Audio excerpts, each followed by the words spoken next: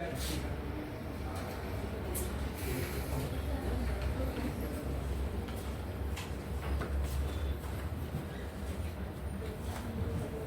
fact, he made his contributions from the middle of the 20th century, that is from 1950s onwards.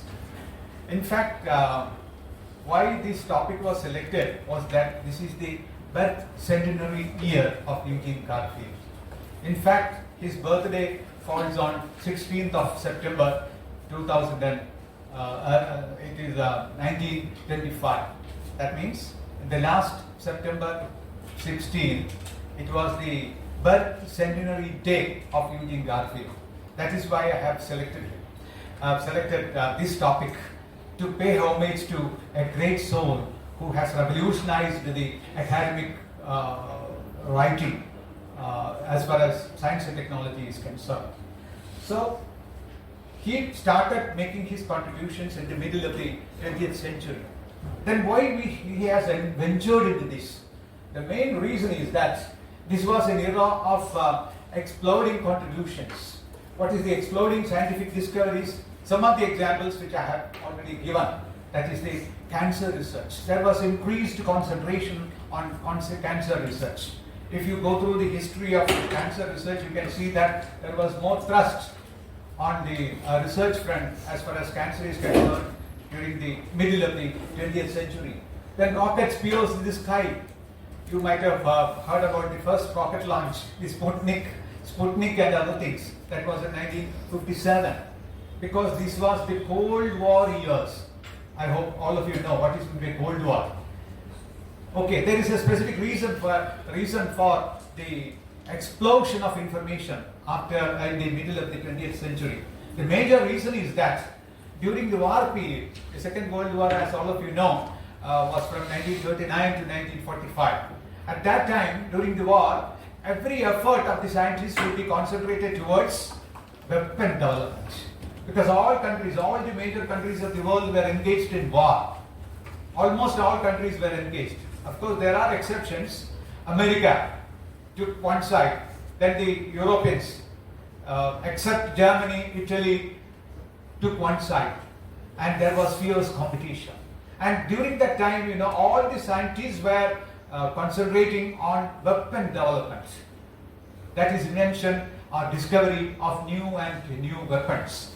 That was the major business. At that time, they were not allowed to present or allowed to contribute to journal articles because they don't want to reveal the secrets they have discovered.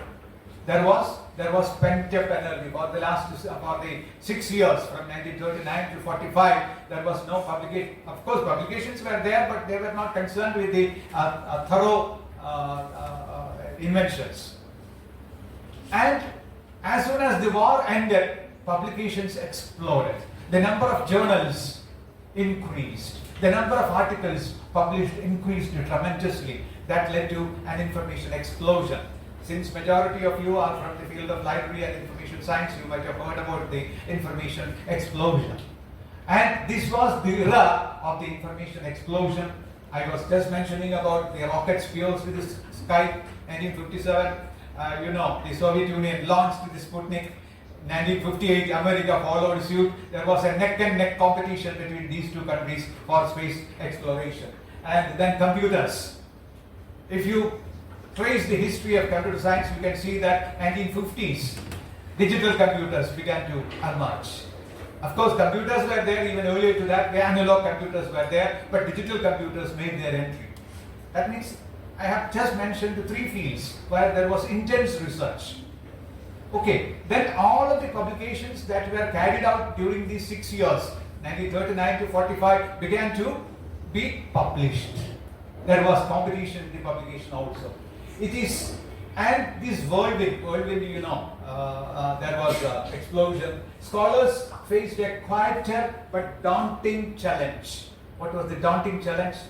It was a real challenge for them, drowning themselves in the information explosion. There were hundreds, thousands of journal articles are brought out every day, and therefore they could not keep track of these developments. They could not even. That is why I have just made a quotation by a leading chemical scientist. The quotation is like this. It was made by a leading chemist. If I spent all day reading journals, then I could not keep up with the developments in my own speciality. The man was from organic chemistry, and he laments that even if I start reading the articles that appear in my field all the day, all the 24 hours in a day, I may not be able to follow what has been published in my field. It is humanly impossible to keep on reading day and night on the publications. Therefore, it posed a great problem for these people, the scientists especially. And this was the crisis Garfield sought to address. This was the problem. He just thought of it, how to address this problem. That is why he embarked on the issue. And this is known as the publish or perish. And this was an era marked by the slogan, Mudravakyam. I hope everybody knows Malayalam. Anybody who doesn't know Malayalam? No. Okay. Occasionally, okay. Publish or perish. Only publish here or get doomed, get perished. That was the scenario in 1950s and 60s. If you want to get a good job, you have to show that I have published hundreds of papers, or I have authored 10 papers, or 15 papers, or 25 papers. So the academicians, especially in the academic recruitment, that is recruitment of faculty members, the interview board faced a problem. What was the problem? When candidates are interviewed, they will say, I have authored 15 papers. The other candidate will say, I have authored 20 papers. And along with that, I have authored 2 books also. Whom to select? There was no valid criterion based on which people can be selected. So people have to depend upon the quantity rather than quality. It is not possible to assess the quality of every publication of a scientist. And therefore, people relied on quantity. That is why the slogan, publish or perish, arose.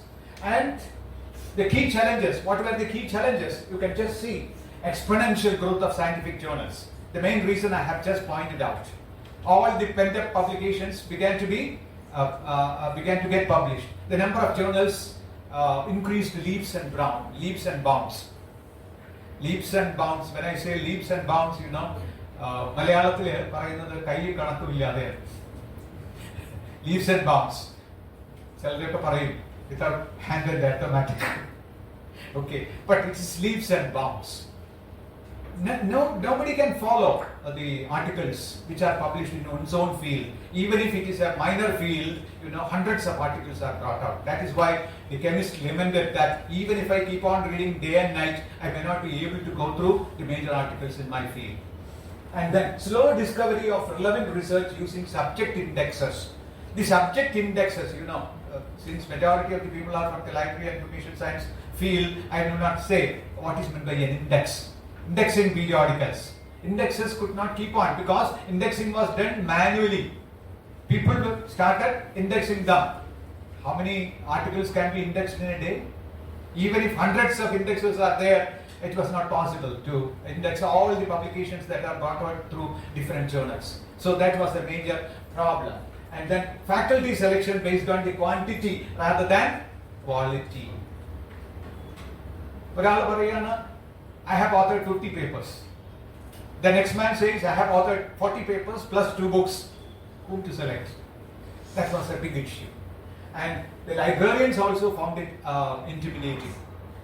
The inability of libraries to prioritize subscriptions. Hundreds of journals are cropping up. Which one to subscribe to? Which one to buy? Which book is to be purchased? Because hundreds of books are coming out in a year. Which one has to be given priority? This was the problem encountered during the 1950s and 60s. And it is into this scenario that Garfield came up. He ventured into solving this problem. And he came out with a visionary. He was a visionary and he came out with a radical idea. Radical means a very progressive idea And what was the idea? The idea was that the very citations, I hope all of you know what is meant by citations. Citations are the references that are given at the end of articles, or even in books. In each and every chapter there will be references. We usually call them as references. But there is difference between references and citations. All the citations are references, but not all the references are. Say for example, if I have quoted somebody in my text, I will give it as a reference. Along with that, I will also make use of some other references which I have drawn liberally from. And he found that citations can be taken as a solution for overcoming this problem. Citations scattered through papers could become a compass. You know, what is the purpose of a compass? Direction, showing the direction. Which is east, which is west, which is south, and that is compass for navigating the knowledge itself. Just imagine a navigator or a captain of a ship. He doesn't know. In the midst of the sea, he may not be knowing which is north, which is south, etc. And only the compass can guide him. So just like a compass guides a navigator, these citations can lead the people to different directions. That was his invention. That was his major contribution. And a small thing about the man, that is Garfield. As I said, he was born on 16th September 1925 and he died in 26th February 2017 at the age of 91. Okay, at the age of 91. He had a pretty long life. And an American, he is basically an American information scientist, perhaps all of you know, and he is widely regarded as the world's biggest or foremost information scientist the world has ever seen. So much of contributions are there, and his inventions vastly transformed the scenario of scientific publications, and he enabled researchers to traverse the flood of scientific literature. Information deluge, perhaps you might have heard about. Information explosion is one term, information deluge is another term. In order to sail through the information flooding with greater ease and precision, that was his major contribution. And you know, he was an extraordinary man. What is the extraordinariness? He was an unusual mixture of academic researcher and at the same time he was a Pakka businessman. Okay, researcher, he devoted all his time to research, inventing new types, making it sharper and sharper. At the same time, he could encash these things. And if you make a comparison whether he was a researcher or a businessman, I will say he was a researcher more, because he failed in some of his ventures, in some of his businesses that I will deal with later. And he was a serial entrepreneur. Even though it is written as ENT, it is not entrepreneur, but it is entrepreneur. That is the correct pronunciation. And he was a man with full of ideas, and he was constantly innovative. He was inventing upon, building upon, improving upon his inventions, and never satisfied. Whatever, you know, perhaps you might have heard about Thomas Alva Edison. He has more than 1,000 patents. Just imagine. Centuries back, he was giving 1,000, and you know, after some time, you know, he built up a huge laboratory of his own, but it was subject to fire. You know, everything was devastated. His entire laboratory was destroyed. But then he was pretty old at that time. People thought that he's doomed. But then people approached him for his comments. He said, "Okay, all the failures I have made has been devastated by fire. Now I am free to build up my own thing. I can think in my own way." And again he built up the laboratory within 1 or 2 years. Okay, that means he was not fatigued at all. He was not desperate. That was the characteristic of this man. He was constantly inventive, and he was never satisfied with his own inventions, and he pushed himself and his staff. He had a big institution called ISI, which I will deal with later. and he pressurized everybody.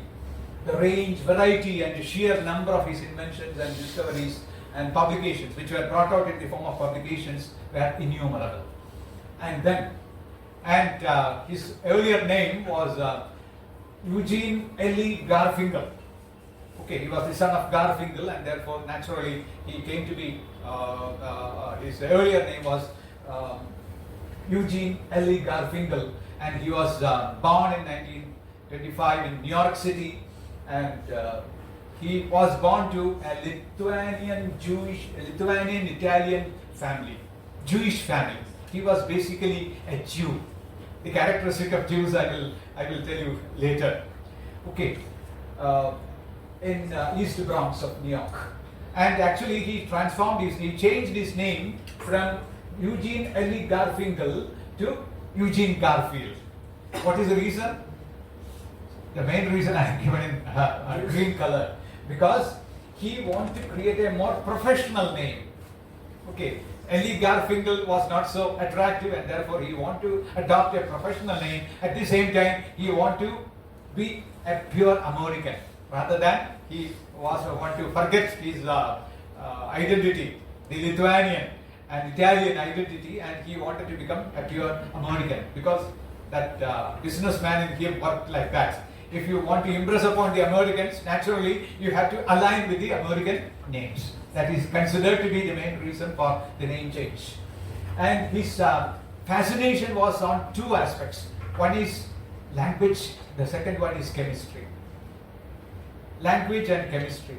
And that decided his career, his learning, teach and career later. And he had his degree in University of Colorado and University of California. He underwent studies in these two universities, and he came out with a bachelor's degree in chemistry in 1949. And then soon after that he started working as a laboratory assistant in Columbia after graduation, and even during his apprenticeship he did a miraculous thing. What was the wonderful thing? He indexed all previously synthesized chemical compounds. All the synthesized chemical compounds he listed down. He made an index. He worked in a chemical laboratory. Naturally, that persuaded him to make an index. At that time, no recording was there. You know, chemical compounds are invented day by day, but there was no single list of all the chemical compounds. So he tried, even during his days of apprenticeship, to make an index, a comprehensive index of all the chemical compounds made till then. Otherwise, you know, again the researchers, in the absence of a comprehensive list of chemical compounds, what the researchers have to do? They have to go through the literature and they have to list them down, the compounds which are needed by them. But when there is a reference list, you know, they can just go through that. What are the compounds of oxygen? What are the compounds of carbon? What are the compounds of hydrogen, etc. Oh, that was the miraculous work he did, even as an ordinary worker soon after his graduation. There started his inventiveness. And then this particular task gave several insights. Several revelations were made during this effort. And using these insights എന്ന് പറഞ്ഞാൽ അറിയാമല്ലോ, വെളിപാടുകൾ എന്ന് നമ്മൾ മലയാളത്തിൽ പറയും. വെളിപാടുകൾ, ഈ വെളിപാടുകൾ ഉപയോഗിച്ചിട്ട് he did miraculous things later. And then he took MS degree in library and information science. You know, two of his things are, one is language, the other one is chemistry. And then he understood that the area of scientific communication is there. There is nobody to look after scientific communication. There is no reformation, or there is no guideline for how to write scientific communication, etc. So he joined the library and information science, took his MS degree and completed the MS degree in 1953 from Columbia University. And his realization came, organizing scientific knowledge effectively, he sought to marry his chemistry background with information science. Okay, his background is in chemistry and his post-graduation is in information science. Then he wanted to marry them. for his future ventures. And then he took his PhD in again another subject, structural linguistics, what we call as computational linguistics now. Computation, that is use of computers. At that time, computer science was emerging as a fast developing field. Then he combined these skills in computers, in chemistry, as well as languages, and took his PhD from university. And what was his PhD topic? The second line, you can just see. An algorithm, the program. Writing the programs for translating chemical names into molecular formulas. Okay, as soon as you write the chemical name, it will be converted into its formula. He did wonderful, programming work. That was his PhD. And he thought himself as a sort of academic. He considered himself an academic. He has an academic bent of mind. That is why I said earlier that if you ask me which one is prominent in him as a businessman or the inventor, I will say he was an inventor. Basically, he was an academician. And therefore, he wanted to call himself as information scientist. Till then, the term information scientist was not so common. Okay, other scientists are there. Scientists are there in every field, but there is no information scientist. So he wanted to call himself as an information scientist, but he preferred to call himself as information engineer, because engineering was the major profession at that time. He wanted to call himself as an information engineer, but the engineering societies advised him that you can't call yourself as an information engineer. In that case, you have to take a certification in engineering. Certification in engineering. Otherwise, you can't call yourself as an information engineer. Therefore, he adopted the term information scientist. Okay, this was the earlier picture when he ventured into this 1960s. Okay. Garfield's work revolutionized the way scientific information is accessed and evaluated. And he was responsible for a number of inventions, discoveries. And we will concentrate on a few of his inventions or discoveries. What are the things, the products that he has made? You can just see. One is the institution for carrying out research. That is known as, he named it as Institute for Scientific Information, ISI.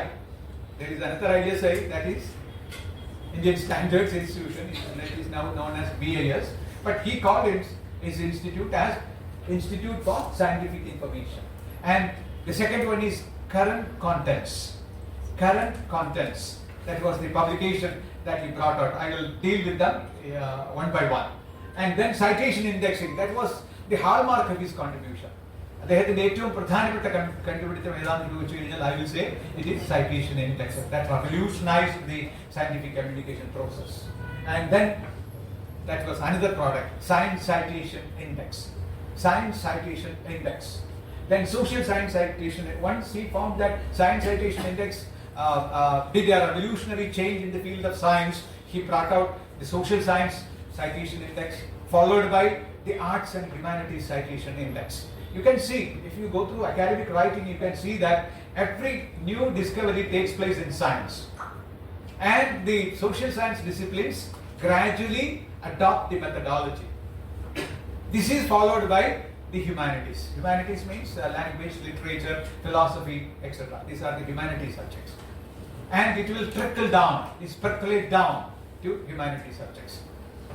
പുതിയ കണ്ടുപിടുത്തങ്ങൾ ആദ്യമായിട്ട് വരുന്ന സയൻസിലായിരിക്കും. That will be applied in social sciences later, and then gradually that will be absorbed in humanities subjects also. And that is why, first of all, he brought out in Science Citation Index. Years after, a decade later, he introduced the Social Science Citation Index, and then followed by Arts and Humanities Citation Index.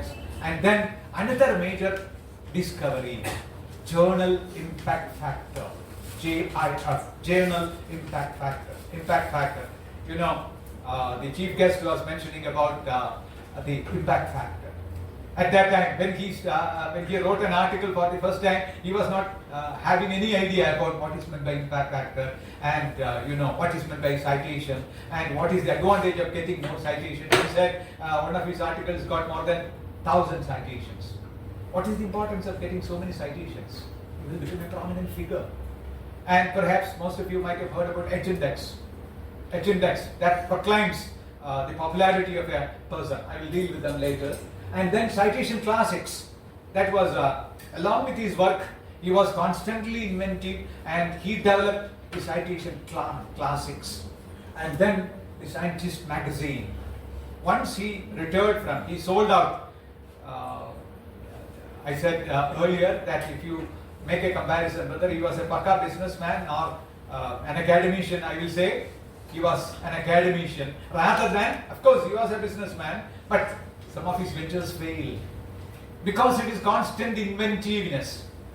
Some of his ventures failed and he was forced to sell out the Institute for Scientific Information. Okay, I will tell the story also. Then algorithmic historiography. He proved that by making use of citations, you can trace the genealogy of subjects. Genealogy means the origin, who introduced a concept for the first time and who were his followers. From going back through citations, you can identify the genealogy, that is the development of a discipline. Who are the key personalities in a discipline, etc. That is what is meant by algorithmic historiography. And then his site is a software developed by him along with his. Then this was the Institute for Scientific Information, which became a reality in even though he started his work in 1950s, he could establish an institution in 1960. Is building this particular institution in 1967. It was completed in 67, but it started in 1956. He established the Institute for Scientific Institution in 1956, and it had several other names. And then in 1960, he renamed it as Institute for Scientific Information. And this institute transformed many of his wild ideas into reality. He had weird ideas. He was always thinking, inventing upon himself. And his ideas could be converted into reality through this institution, that is Institute for Scientific Information, ISI. And then he started publishing information services through scientists, through this institution. He started many of his publications. I have just given a list now. What are all the publications brought out by him?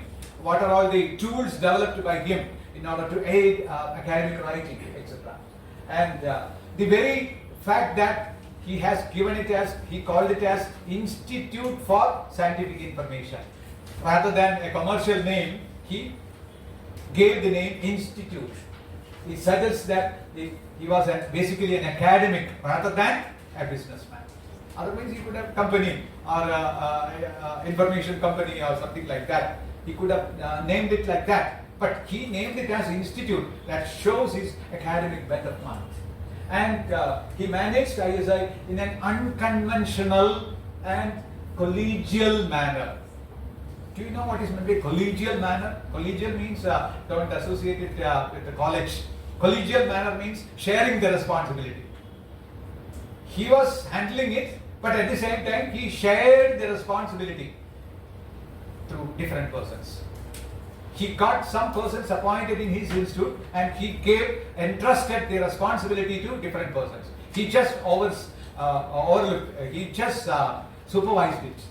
He coordinated their activities, giving suggestions, suggesting improvements. That is what is big collegial. That is a style of management, collegial style of management. Rather than dictatorial style, he believed in collegial style of management. He encouraged his colleagues to come up with new and new improvements to his products. And then we will examine the contributions made by him one by one. Institute for Scientific Information I have just mentioned, and these are the changes that have been made to ISI. In 1960, he launched the first product, Index Chemicus. What was Index Chemicus? Index Chemicus was a database of organic chemistry periodicals. Database of organic chemistry. All the articles that appeared in organic chemistry periodicals were indexed, and he named it as Index Chemicus. Okay, Earlier I told you, even as a trainee, he developed an index of all the chemical compounds. I mean organic chemistry compounds. Similarly, on the pattern, he started indexing the periodicals in the field of organic chemistry and started with Index Chemicus. That is one of the first products of Institute for Scientific Information, as back as 1960. Then in 64, he produced the Science Citation Index. Citation, I told you, what is meant by citation? These are actually the references. Okay, he made it as a tool in order for scientific propagate scientific communication. And Science Citation Index, what is the difference between the ordinary index and the citation index? Citation index follows a different pattern that I will deal with later.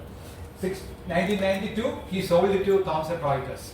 Okay, because he was, as I told you, if you compare him as an academician or a businessman, I will say his academician failed because he failed, because that incurred heavy loss. Then he was forced to sell it off to Thomson Corporation of Canada, and then Thomson merged it with the Reuters under the name Thomson Reuters. And then again from Thomson Reuters, another company that is called Clarivate purchased it. Clarivate is a British company headquartered in London that purchased it. That is why we nowadays everything is owned by Web of Science is owned by Clarivate. Actually, the work was done by Garfield. It was sold out later. This was the fate of the Institute for Scientific Information. Then, one of the breakthrough, a very deceptively ridiculous simple idea was converted into an invention, and that is known as the current contents. What is current contents? It was an easy solution. He started it in 1958, and what he did was that, as I have just indicated, he took the photographic reproduction of the contents pages of the periodicals. Photographic reproduction of the contents pages of the periodicals and published it in the form of a periodical. Contents pages, only the contents pages. People were finding it difficult to keep track of. I told you about what is meant by publish or perish. People were finding it difficult. You can just see. This is why I have deliberately included the lamentation of the chemist. Even if I spend 24 hours for reading the journals in my field, I may not be able to do it in a year. Such is the information explosion.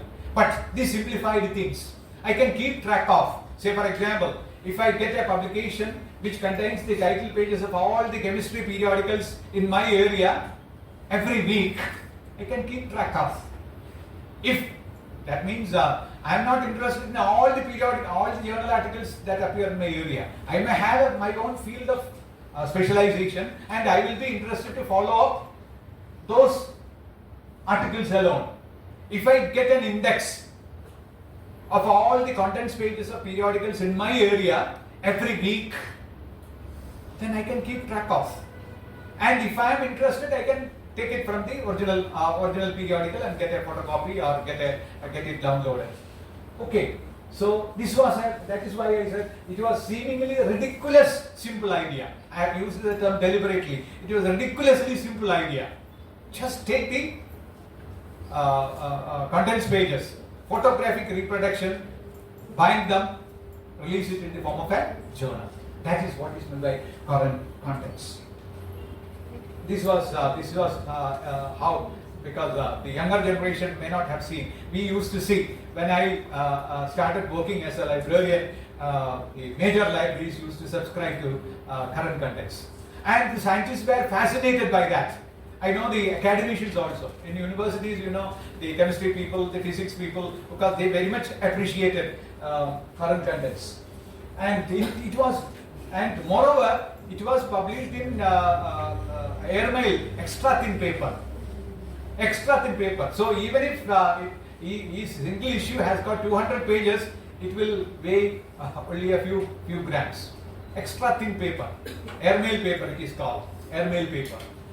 And so it was an incredible time saver as far as the researchers are concerned, assiduous researchers. When you have the researcher, all the researchers may not be so enthusiastic about keeping track of all the publications, but if you are so enthusiastic, it gave a solution. And this is how it looked like. And as I told you, he was never satisfied with his invention. He keep on upgrading it, improving upon it. And this is a typical example. It grew at the rate of 10 journals covered per month. That means the first issue, the next month 10 more journals will be included in its coverage. And in the second month, 10 more journals will be covered. And the growth can be seen in the next slide. This is how it grew. It started in 1958. At that time, it covered only life science periodicals alone. Only life science periodicals were covered in the beginning. And then by 1960s, it covered one more area. That is, along with life sciences, physical sciences also began to be covered. And in 1767, one more was chemical sciences was also included. He was never satisfied with what has already been done. We take satisfaction in what we have already done. We will be basking on the achievements we have made. But he was never satisfied. So he kept on increasing. By 1969, 5 subjects were covered. What are the subjects? Life sciences, physical sciences, chemical sciences, education, agriculture and food, and then behavioral and social sciences. And late 1970s, he included one more. 7 areas were covered. You can just see what are all the areas covered by current contents. So he kept on introducing, improving upon the coverage. Okay, even now, it remains like that. It is not published in paper, but it is available in the form of an online database. It is owned by, who will be the present owner? Clarivate. Clarivate will be the present owner. Okay, now it is available. If it is part of the Web of Science database. If only you subscribe to Web of Science, then only you will have access. Even earlier, it used to be subscribed. University Library used to get all these issues, all the 7 issues. So people found it very, very interesting to follow this. If I am a physics man, I will concentrate only on the physics coverage. If I belong to life sciences, I need to cover only the life sciences. Okay. Then, as part of that, he added one more feature that is known as current comments. Current comments. Every issue will have current comments. And this was a hallmark of the current contents. And these were the essays written by him. Essays written by him on current topics. And the topics reflected Garfield's interest in information science, bibliometric, scientometric. I hope all of you know what is scientometrics. That is bibliometrics applied to scientific disciplines. It's known as scientometrics. And general issues facing the scientific community. These were the topics covered in the current comments. And this is how it appeared. This is covered. This is how it appeared. And what are the things? He wrote extensively about Science Citation Index, Social Science Citation Index, Arts and Humanities Citation Index, the impact factor, a major relation. I will be dealing with what is meant by impact factor and how it is calculated. And then comments on trends of research and developments in scholarly communication. In fact, what is relevant in scientific research? All these issues all these topics were subjected for his current comments. I very well remember, I had a center in my department, Department of Library and Information Science, and the center is known as the Center for Information Literacy Studies. And in fact, we used to organize workshops, 2-day or 3-day workshops in connection with, and much of the funding was made by Kerala State Council for Science and Technology. Thanks to the department, they give liberal funding for organizing workshops, especially aimed towards scientific research. And I organized 10 or 15 workshops in different scientific institutions. This is under the coverage of Kerala State Council for Science and Technology. There are 9 institutions, perhaps you may know. There are some 9 institutions, say Tropical Botanic Garden, Center for Water Resources, NAAC, and so many, Center for Mathematical Studies, so many are there. And we used to organize workshops in each and every institution so that the scientists of those institutions can attend to that. So I organized 2 such workshops in the KFRI, Kerala Forest Research Institute. And why I have mentioned about KFRI is that the workshop in KFRI was inaugurated by who was the vice chairman of STEC, and he has just joined, and I invited him. Sir, I am organizing. It is of course with the support of the Kerala State Council for Science and Technology, and he readily agreed to inaugurate that workshop. And why I have specifically cited is that he talked extensively about his attachment to current contents as well as current comments. He used to follow it up.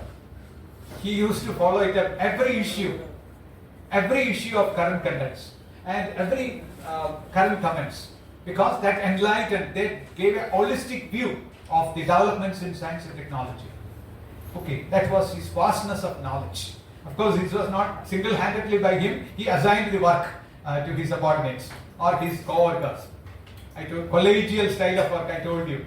Okay, that we will allow. Oh, you just give me some ideas about the developments in chemistry or computational linguistics or something like that. Then jointly they will write the current comments.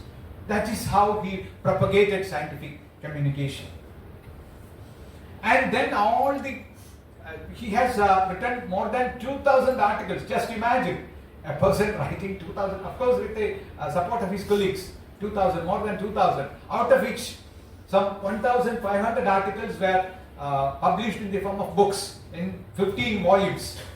15 volumes, and the title of the volume is known as Essays of an Information Scientist. Essays of an Information Scientist. Even now, if you are a fastidious scientific researcher, this will enlighten you. This will give fresh ideas about the developments that have taken place in 1960s, 70s, 80s, etc. Essays of an Information Scientist. And why I have taken an image of the book is that it is a foreword by Harriet Zuckerman. Harriet Zuckerman, perhaps you may not be, you might not have heard about her. She was a prominent sociologist of science, sociology of science, that was his field. Have you heard about, what's the husband name? Robert K. Merton, R.K. Merton. When we were postgraduate students, we used to follow it up assiduously. R.K. Merton, Robert K. Merton, he wrote the Sociology of Science. His 1967 work is a classic in the field. How scientific science develops and how it affects society. That was the area. How science brings about changes in society. And I don't know whether you are aware of the fact that the Nobel Prize for Economics this time in 2025 went to 3 persons. And what was their area? Anybody knows? The area of work of the Nobel laureates in economics of 2025. That is the inventions and economic development of countries. How the inventions of countries lead to the economic development of the country. That was the focal area of their study. Okay, the more you are, say for example, the filing of patents. The more the number of patents a country files, the more advanced it will be in the socio-economic front. Why America still is ranked number 1? What is the secret behind that socio-economic development? It is because of the inventions. It is because of the contributions made by them. Patents. Patents are filed mostly by America and followed by, of course, European countries. Now China is overtaking these European countries. China comes number 2. And that is the main development. China has realized it as back as 1980s. That is how within no time they could rise to the number 2 position. Closely after, in terms of the number of publications brought out, most of their publications are in Chinese. But still, many of them appear in high impact fact journals because they have understood. Whereas we were sleeping. We were sleeping in the sense that we were not so keen of these things. I used to advise, whenever I get an opportunity, I used to advise, of course, your concentration, academic, especially those who work for PhD, are more keen on getting their articles published in journals. Of course, that is well and good, but if you convert it into a patent, that will lead to the overall development of the country. That will, if you get a paper published, of course, you will get the credit. The country may not, country of course will get credited, but still, that will be a personal benefit. But if you convert it in the form of a patent, especially in the field of science and technology, that will give an edge to the country overall. Invention, patents for inventions and discoveries. What is the difference between these two? Inventions and discoveries? Is there any difference? What is the difference there? Otherwise, you will feel sleepy. If I don't put questions to you, you will feel sleepy. Just think.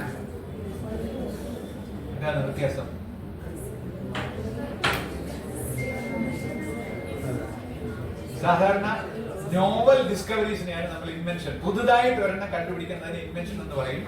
Already ഉള്ളതിനെ improve ചെയ്തിട്ട് വേറെ കണ്ടുപിടിക്കുകയാണെങ്കിൽ നമ്മൾ അതിനെ discovery എന്ന് പറയും.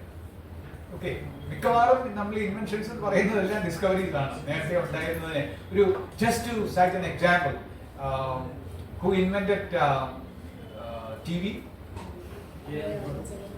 Bayard. The credit goes to Bayard. But he did it all alone? No. What he did was that he invented the technology of transmitting one image from one place to the other. അതിനു മുമ്പ് തന്നെ sound technology മറ്റൊരു എത്തിക്കുന്നതിന് കണ്ടുപിടിച്ചിരുന്നു.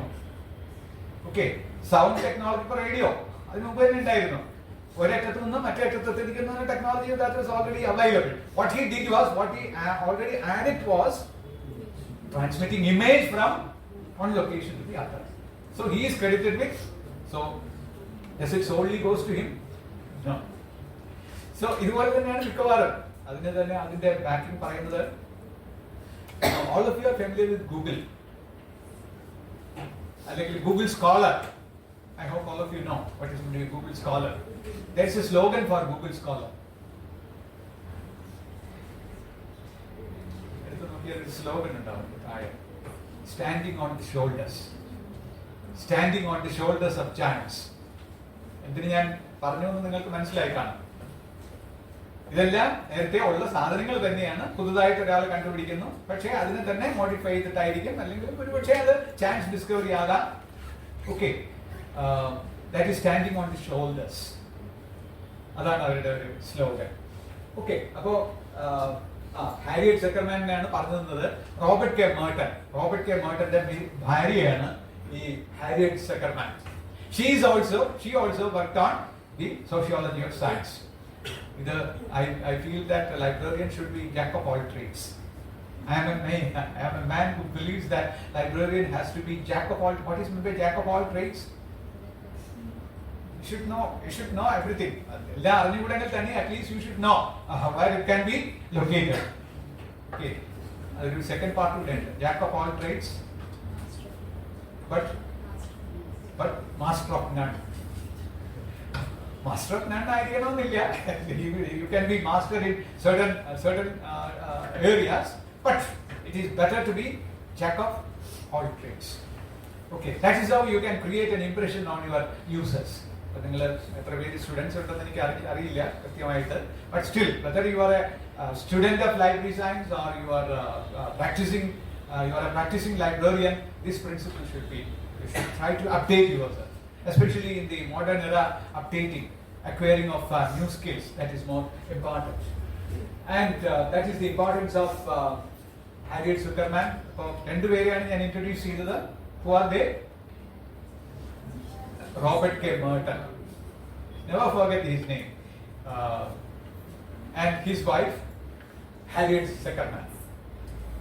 For Harriet Seckerman, she was a professor of sociology in Columbia University, his own university.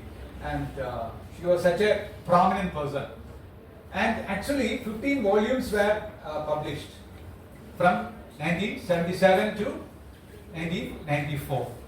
Because he owned the current contents till 1994. Then it was sold out, as I told you earlier. Okay. That was brought out in the form of a series of volumes, 15 volumes. And then, if you want to know, it is available in the website. Okay, if somebody is interested to the volumes, that's all readily available. What is the site address? garfield.library.uppenn.edu. These are accessible year by year. ഏതെങ്കിലും ഒരു പ്രത്യേക article അറിയണമെന്നുണ്ടെങ്കിൽ you can search in the box, in the window. Search ചെയ്യാം. അതല്ലെങ്കിൽ you can get access to one by one. Okay.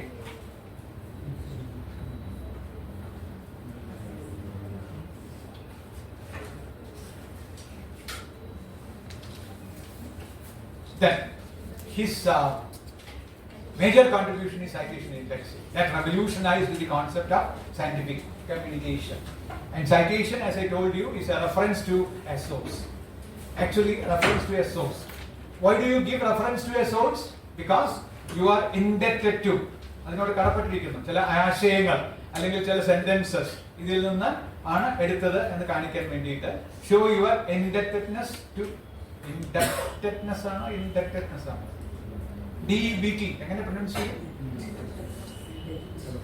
ഡെപ്റ്റാണോ ഡെപ്റ്റാണോ it is debt be silent okay it is debt കാരണം ഇത് പലരും ഞാനിങ്ങനെ വിദ്യാർത്ഥികളുമായിട്ട് നിരന്തരം സംവദിക്കുന്നതുകൊണ്ട് I know how they pronounce ഡെപ്റ്റ് അല്ല I am a debtor അല്ല I am a debtor ഞാൻ കടക്കാരനാണെന്ന് പറയുന്നത് I am a debtor okay that means you are indebted to somebody എന്ന് കാണിക്കാൻ വേണ്ടിയിട്ടാണ് റെഫറൻസ് കൊടുക്കുന്നത് അത് ക്രെഡിബിലിറ്റിയുടെ ഒരു ഇഷ്യൂ കൂടെയാണ് അല്ലാതെ ചോരണം നേരത്തെ അദ്ദേഹം ഐതന്റിക്കേറ്റിനെ കുറിച്ചൊക്കെ പറഞ്ഞു നമ്മുടെ ഇനാഗുറൽ അഡ്രസ്സിലെ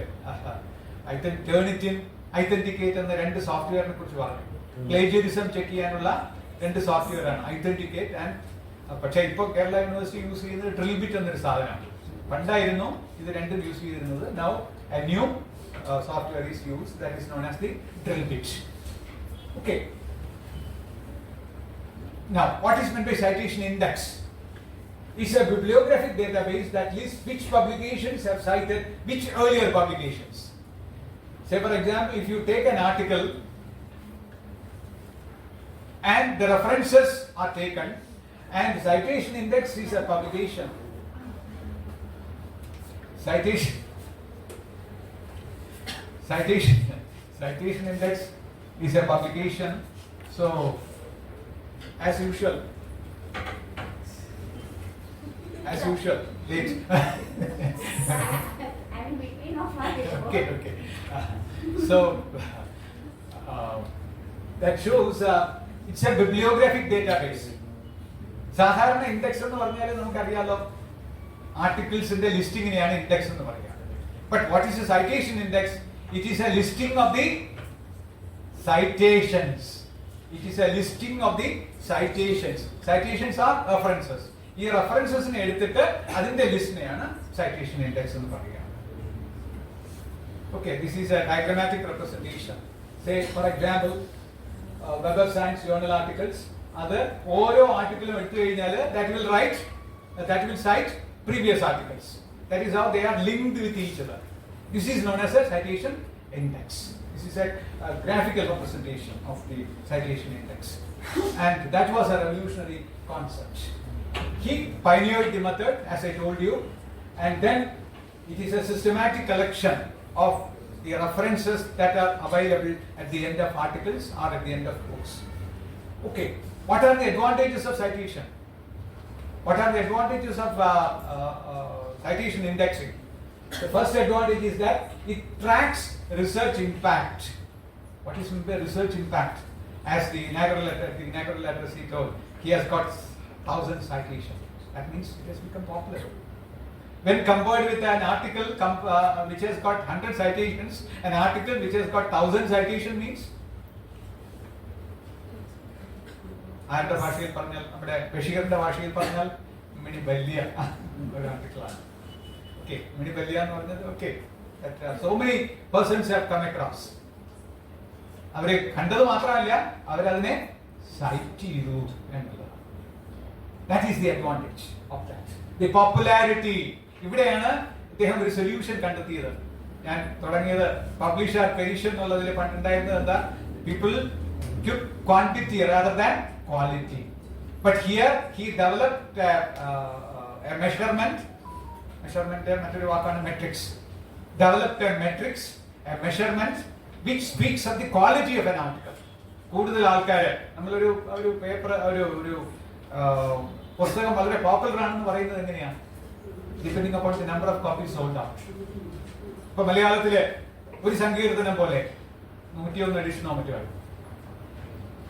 101 എഡിഷനൊക്കെ ആയി എന്ന് പറഞ്ഞു കഴിഞ്ഞാൽ ഒരു at a single stock, publishers will say we have printed only 1,000 copies. They will print more than 5,000 copies in a single stock. About 5,000 multiplied by 101, 101 edition, 101 പതിപ്പ് എന്ന് പറഞ്ഞു കഴിഞ്ഞാൽ you can just imagine the number of copies sold out. That shows it is, അല്ലെങ്കിൽ ആടുജീവിതം 50 കൂടുതൽ പതിപ്പായി എന്ന് പറഞ്ഞു കഴിഞ്ഞാൽ same thing. As far as articles are concerned, so many citations mean so many people. It has become immensely popular. That is how he streamlined the scientific communication. So that is tracking the research impact. ഇത്രയും ആൾക്കാര് ഇത് ഉപയോഗിച്ചു. And then journal evaluation. Journal evaluation. That is the ranking of journals. ഏറ്റവും കൂടുതൽ citation കിട്ടുന്ന journal ഏതാണ്? മനസ്സിലായോ? ഏറ്റവും കൂടുതൽ citation കിട്ടുന്ന journal ഏതാണ് എന്ന് കണ്ടുപിടിക്കാം. That will prove to be very useful journal. Core journal. Perhaps you might have heard about Bradford's law. All of you might have heard about Bradford's law. Bradford's law പറയുന്നത് there are 3 zones. Zone 1, Zone 2, Zone 3. Zone 1 consists of core journals. ഓരോ ഫീൽഡിലുമുള്ള ഏറ്റവും പ്രധാനപ്പെട്ട journals ആണ് core 1 journals എന്ന് പറയുന്നത്. Okay, അതാണ് journal evaluation. ഈ ജേർണലിനെ rank ചെയ്യാനായിട്ട് കണ്ടുപിടിച്ച ഒരു മെക്കാനിസമാണ് journal impact factor. I will come to that soon after this. Journal impact factor. Okay, ഇപ്പൊ നമ്മൾ ranking of institutions.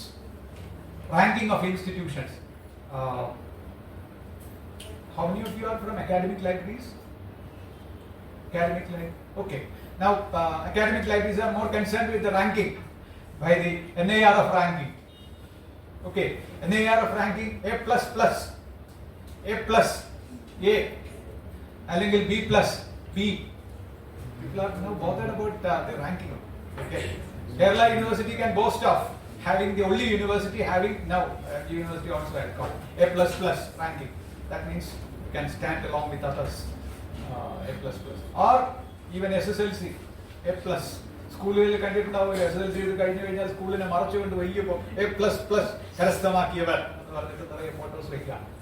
Okay, because so much ranking. എവിടെയും റാങ്കിങ് ആണ്. Everything is ranked. Hungry index. എന്നും യുദ്ധം നടക്കുന്ന രാജ്യത്താണ് ആൾക്കാർ ഹാപ്പി ഇൻഡെക്സിൽ ടോപ്പിൽ നിൽക്കുന്നതെന്ന് പറയും. ഇന്ത്യയിലൊക്കെ സാധാരണഗതിയിൽ സമാധാനം പുലരുന്ന ഒരു രാജ്യമാണ്. പക്ഷെ പാകിസ്ഥാനിലാണ് ആൾക്കാർ വളരെ ഹാപ്പി എന്ന് അവർ പറയുന്നത്. That means many things are manipulated, but ഇവിടെ അങ്ങനെ മാനിപ്പുലേഷൻ ഒന്നുമില്ല. Because you can manipulate. അദ്ദേഹം Garfield also has warned people. You can manipulate these things. നിങ്ങളുടെ സൈറ്റേഷൻ കൗണ്ട് കൂട്ടാം. അതാണ് നമ്മുടെ ഇനാഗുറൽ അഡ്രസ്സിൽ അദ്ദേഹം സൂചിപ്പിച്ച ഒരെണ്ണം. If you author many review articles, അദ്ദേഹം സൂചിപ്പിക്കുകയും ചെയ്തു, review articles will have a lot of readership. Naturally, if you author many review articles, your ranking or your citation index will be higher. Okay, Now, journal evaluation, then research analysis to identify research activity in specific areas. See, if you make a comparison of the 14 or 15 universities in Kerala, the scientific contributions made by university, scientific contributions, say if you take 5 universities, 5 major universities, University of Kerala, Mahatma Gandhi University, Cochin University of Science and Technology, Calicut University and Kannur University. All of them are having science departments. And if you make a comparison of the contributions in the field of science by these 3 universities, now using Web of Science, you can say, with the stroke of a key, if you take a subject, chemistry, which university has excelled in the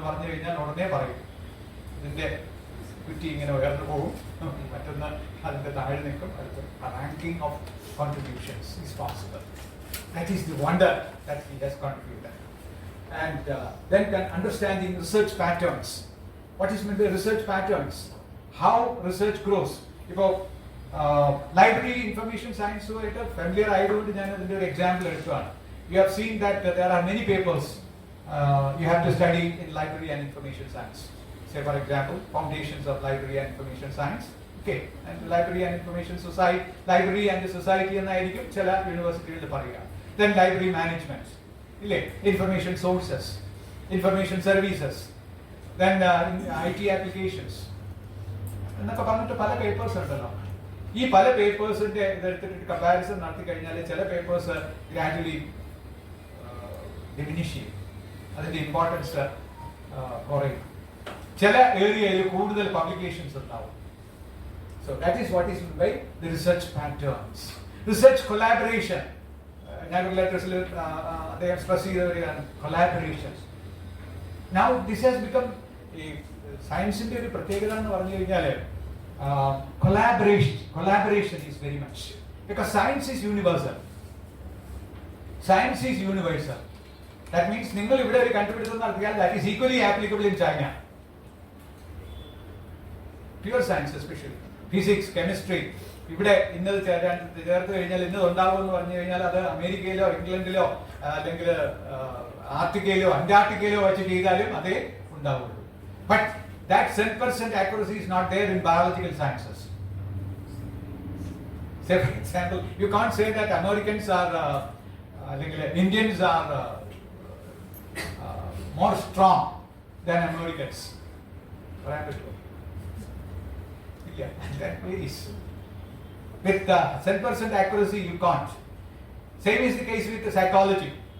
You can't predict. Do you know that 20% of the population are insane?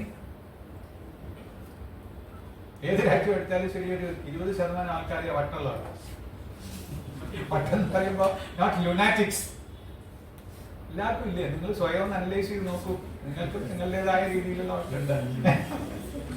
Craziness. Craziness.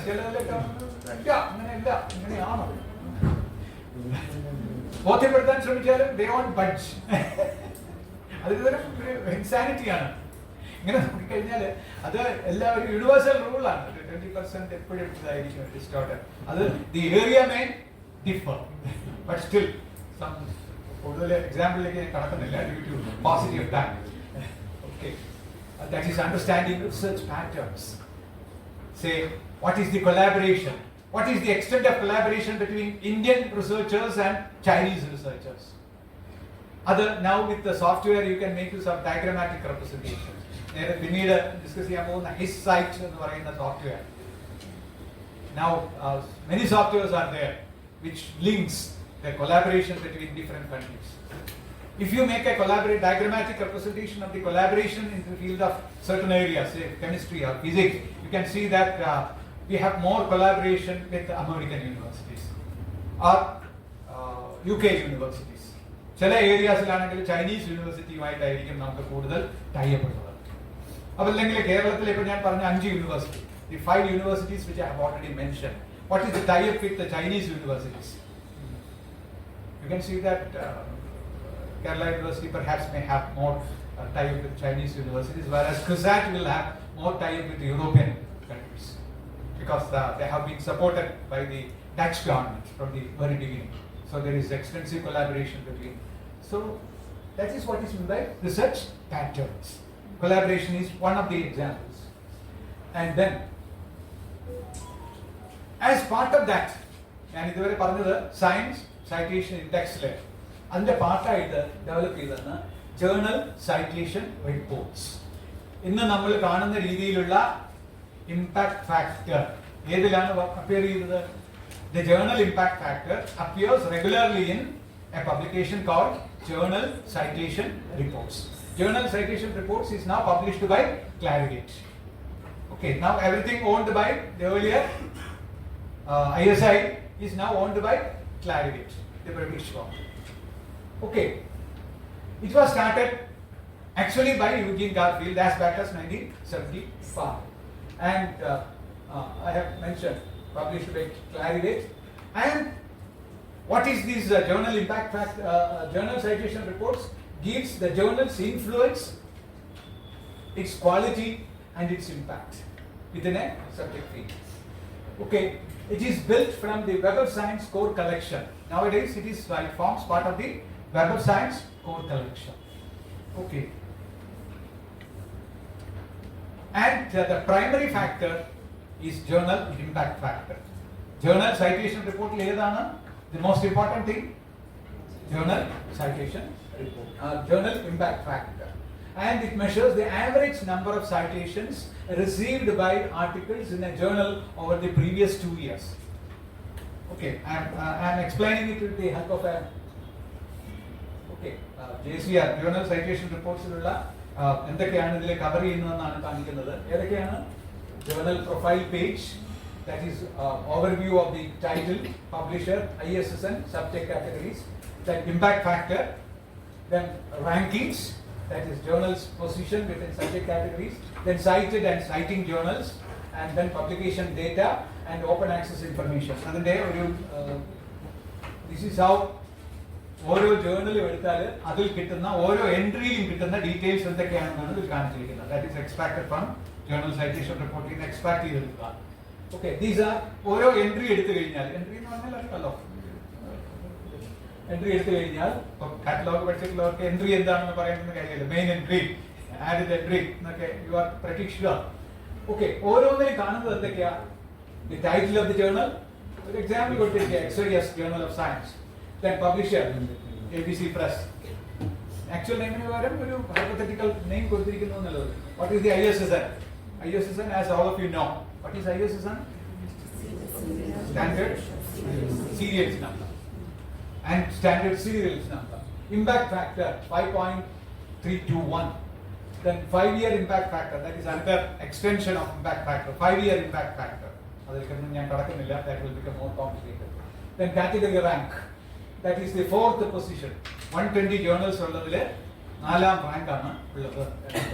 Then citation data, total number of citations, articles published, cited half-life, then citation ability on graph, tables, open access.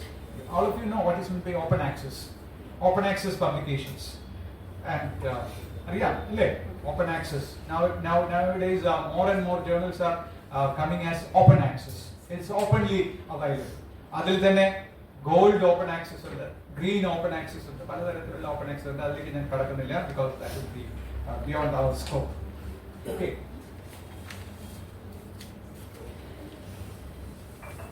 അപ്പോൾ journal impact factor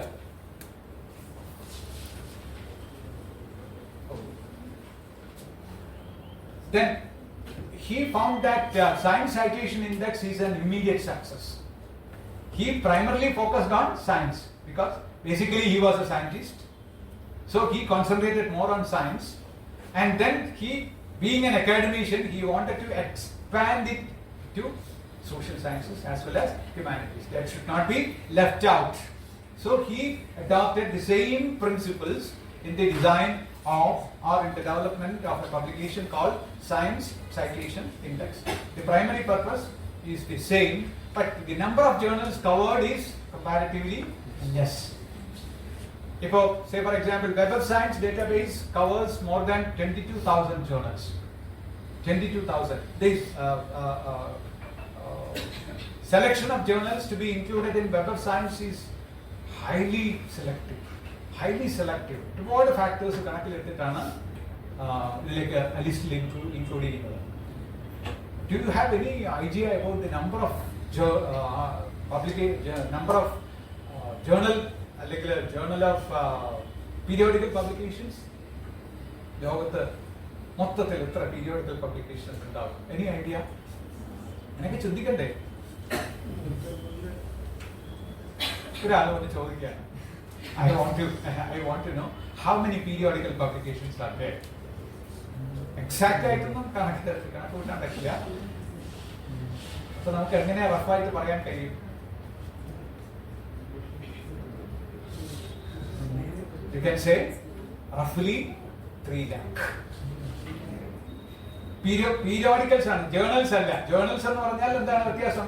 Periodicals means which follow a particular periodicity.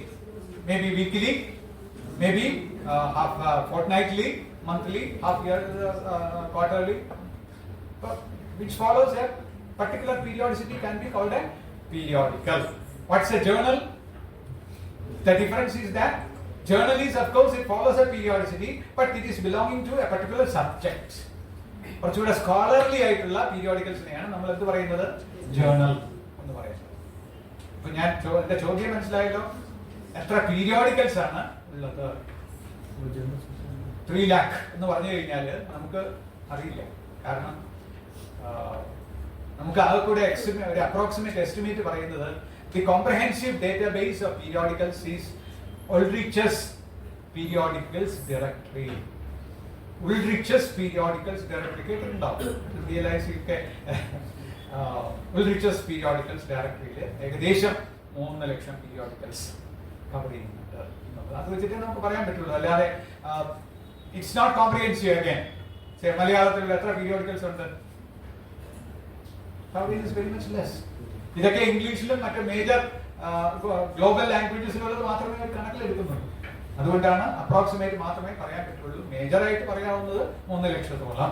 ഈ 3 ലക്ഷം പീരിയോഡിക്കൽസിൽ തന്നെ ഈ journal എന്ന് പറയാവുന്നത് 1 ലക്ഷത്തോളം ഉണ്ട്.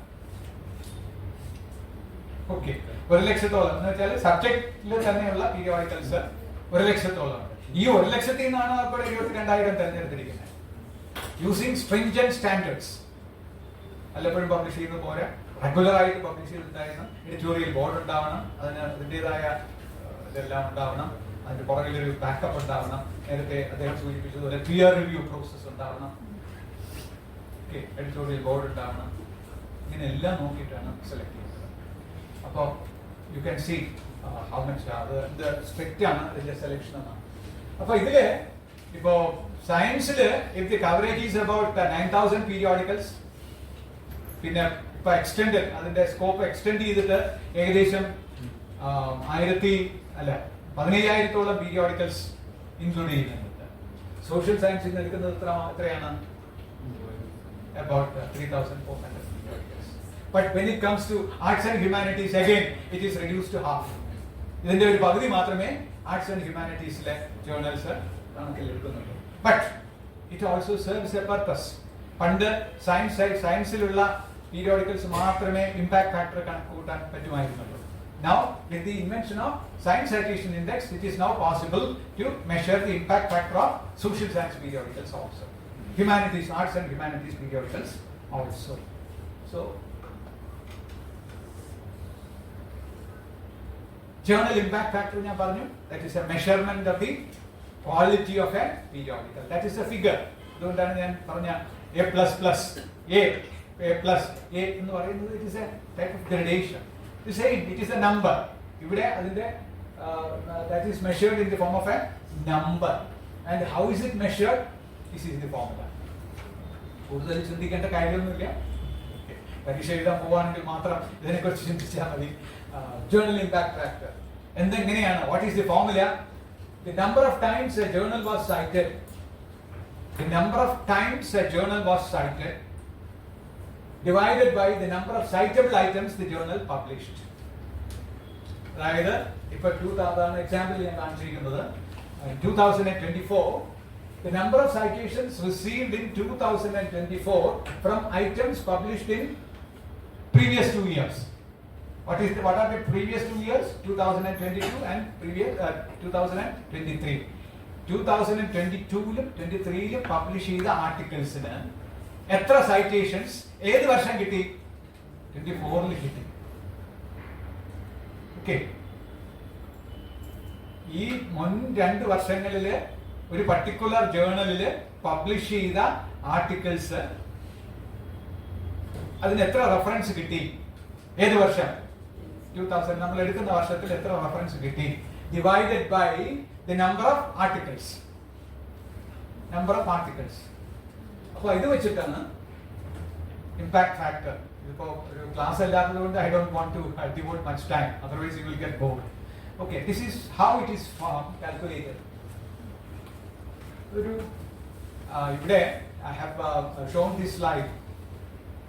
മിക്കവാറും ഏതെങ്കിലും ഒരു സെഷനിൽ, മിക്കവാറും ഒരു അക്കാഡമിക് സെഷനിൽ, പ്രത്യേകിച്ചും ഈ ടീച്ചേഴ്സിന്റെ ഇടയ്ക്കൊക്കെ അക്കാഡമിക് സ്റ്റാഫ് കോളേജിലൊക്കെ പോയി അതെടുക്കുമ്പോൾ എന്നോട് ചോദിക്കുന്ന ഒരു ചോദ്യമാണ്, സാറേ ഒരു നല്ലൊരു ഇമ്പാക്ട് ഫാക്ടർ എന്ന് പറയുന്നത് എത്രയാണ്? അതുകൊണ്ടാണ് ഞാൻ ഈ സ്ലൈഡ് ഇവിടെ മനഃപൂർവ്വം, even though it is nothing concerned with you, but still in most fields the impact factor of 10 or greater is considered an excellent score. 10-ൽ 10ഓ അതിലധികമോ ഇമ്പാക്ട് ഫാക്ടർ ഉണ്ടെങ്കിൽ അത് ഭയങ്കര നല്ലതാണ്, നല്ല ജേർണലാന്ന് പറയും. Whereas if impact factor of 3 is flagged as good, at least 3 ഉണ്ടെങ്കിൽ you can say it is good. അപ്പൊ പിന്നെ ആവറേജ് എന്താണ്? up to 1 average. ഇപ്പൊ ഇന്ത്യയിലെ വളരെ പ്രശസ്തമായിട്ടുള്ള ഒരു പീരിയോഡിക്കൽ, അറിയാമോ? സയൻസിലുള്ള ഇന്ത്യയിലെ കറന്റ് സയൻസ്. യെസ്, എവിടെ ഇവിടെ തന്നെ. Okay, current science is a very good periodical. I won't say very good, but still it maintains a standard. നല്ല എഡിറ്റോറിയൽ പോളിസി ഉണ്ട്, എഡിറ്റോറിയൽ ബോർഡ് ഉണ്ട്. കറന്റ് സയൻസിന്റെ ഇമ്പാക്ട് ഫാക്ടർ 1.1 ആണ്. നമ്മൾ ഏറ്റവും നല്ലതെന്ന് കണക്കാക്കുന്ന ഒരു ജേർണലിന്റെ ഇമ്പാക്ട് ഫാക്ടർ 1.1 ആണ്. അത് 10 വർഷങ്ങൾക്ക് മുമ്പ് 0.9 ആയിരുന്നു. Then it steadily grew. ചിലപ്പോ, but remember that impact factor varies from year to year.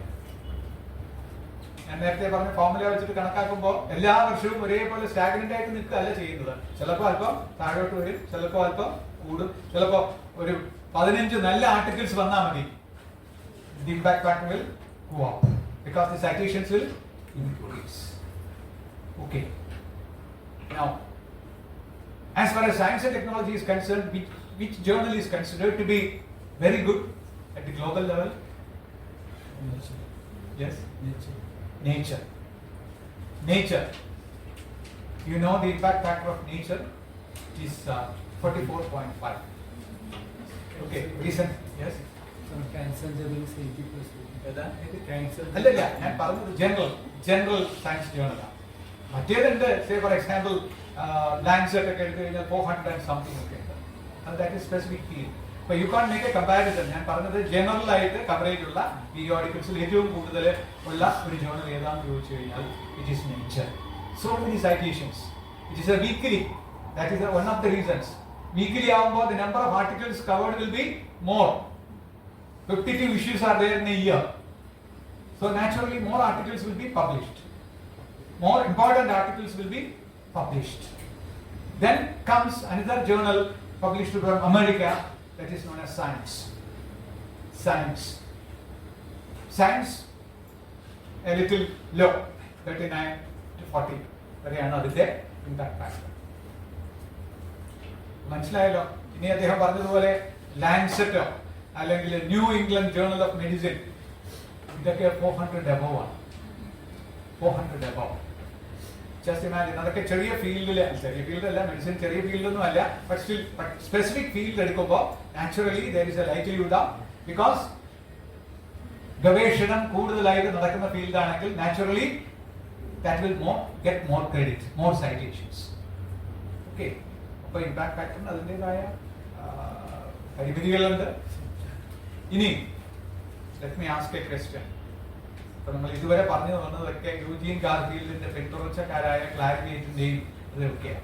ഇനി ഇതുപോലെ വേറെ ഏതെങ്കിലും സൈറ്റേഷൻ പ്രാക്ടീസ് ഉള്ള ഡേറ്റാബേസ് ഉണ്ടോ? Yes, Google Scholar is there, but it is common man's. അത്ര വലിയ സ്കോളർലി ആയിട്ട് ട്രീറ്റ് ചെയ്യാറില്ല. But equally valuable ആയിട്ടുള്ള there is another score. Scimago. Okay, സൈമാഗോയെക്കാളും കൂടുതൽ ക്രെഡിബിൾ ആയിട്ടുള്ളത് സ്കോപ്പസ് ഇൻഡെക്സ്. അപ്പോൾ Scopus database is bigger than that of Web of Science. The database means the number of journals covered is definitely bigger than the coverage of Web of Science.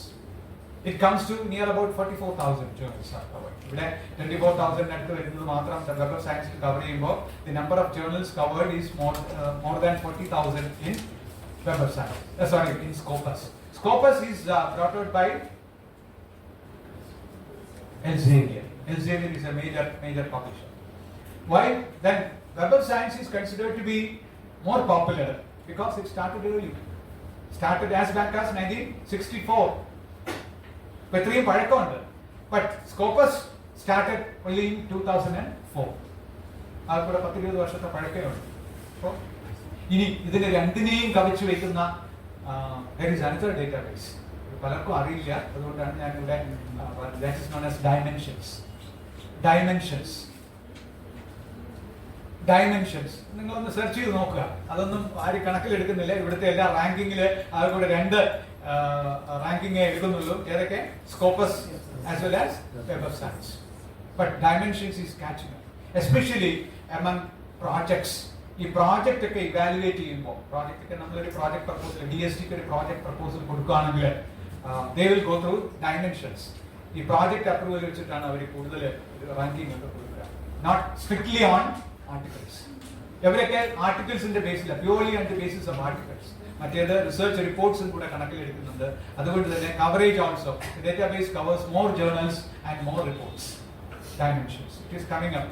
That came up in 2018, only 6 years old. അതുകൊണ്ടാണ് അതിന് അത്ര popular ആയി തീരാത്തത്. Even പല library സ്കൂൾസിൽ പോലും ഞാൻ ചില libraries and അധ്യാപകരോട് തന്നെ ചോദിച്ചിട്ടുണ്ട്, ഡു യു ടീച്ച്? അങ്ങനെയുണ്ടോ ഉണ്ടോ എന്നാണ് അവർ ചോദിക്കുന്നത്. ബിക്കോസ് കുറേ വർഷങ്ങൾ എടുക്കുമ്പോഴാണല്ലോ റെക്കഗ്നീഷൻ കിട്ടുക. Google Scholar of course is there, but Google സ്കോളറിന്റെ why it is not giving a credible ranking, avarku ee measurements ella undu, because the number of journals covered and the list of journals covered is not open. Web of Science it is crystal clear ഏതൊക്കെ journals ആണ് cover ചെയ്യുന്നത് എന്ന് നമുക്ക് കൃത്യമായിട്ട് അറിയാം. സ്കോപ്പസിലും ഏതൊക്കെ journal ആണ് cover ചെയ്യുന്നത് കൃത്യമായിട്ട് അറിയാം. but that's not openly available in Google Scholar. okay, അപ്പോൾ അങ്ങനെ ചില വ്യത്യാസങ്ങളുണ്ട്. അപ്പോൾ ഇതുകൊണ്ടാണ് ഞാനിത് ജസ്റ്റ് ഫോർ യുവർ ഇൻഫർമേഷൻ. ഇപ്പോൾ ആരെങ്കിലും ചോദിക്കുകയാണെങ്കിൽ I want to publish, suppose somebody seeks your opinion, say I want to publish an article in a journal which has got impact factor of 2. Can I? Oh, that is somewhat good, you can say. Somewhat good, you can say. But if it is about 10, but take it from me, there are no single journal from India which has got more than 10. There are many reasons for that. എന്തുകൊണ്ടാണ് നമുക്ക് അത്ര publicity കിട്ടില്ല? Indian ജേർണൽസിന് outside വേൾഡിൽ അത്ര publicity കിട്ടുന്നില്ല എന്നുള്ളതാണ്. അതേസമയം സാഹിത്യത്തിന്റെ എല്ലാ ജേർണൽസും നമ്മൾ വാങ്ങും അല്ലെങ്കിൽ വായിക്കും. But our journals will not be subscribe to there. അപ്പോൾ അത് സൈറ്റേഷൻ കിട്ടില്ല. But extremes cases are there. അപ്പോൾ ഇതിന്റെ ബേസിസിലാണ് ഇൻഡിവിജ്വൽ റാങ്കിങ് മെഷർ ചെയ്യുന്നത്. Perhaps you might have heard about H index. അത് it has nothing to do, ഒരുപക്ഷെ Garfield നിന്ന് ജീവിച്ചിട്ടുണ്ടായിരുന്നെങ്കിൽ he would have sharpened that. അല്ലെങ്കിൽ ഈ AI യുഗത്തിൽ അദ്ദേഹം ജീവിച്ചിരുന്നെങ്കിൽ he would have worked wonders.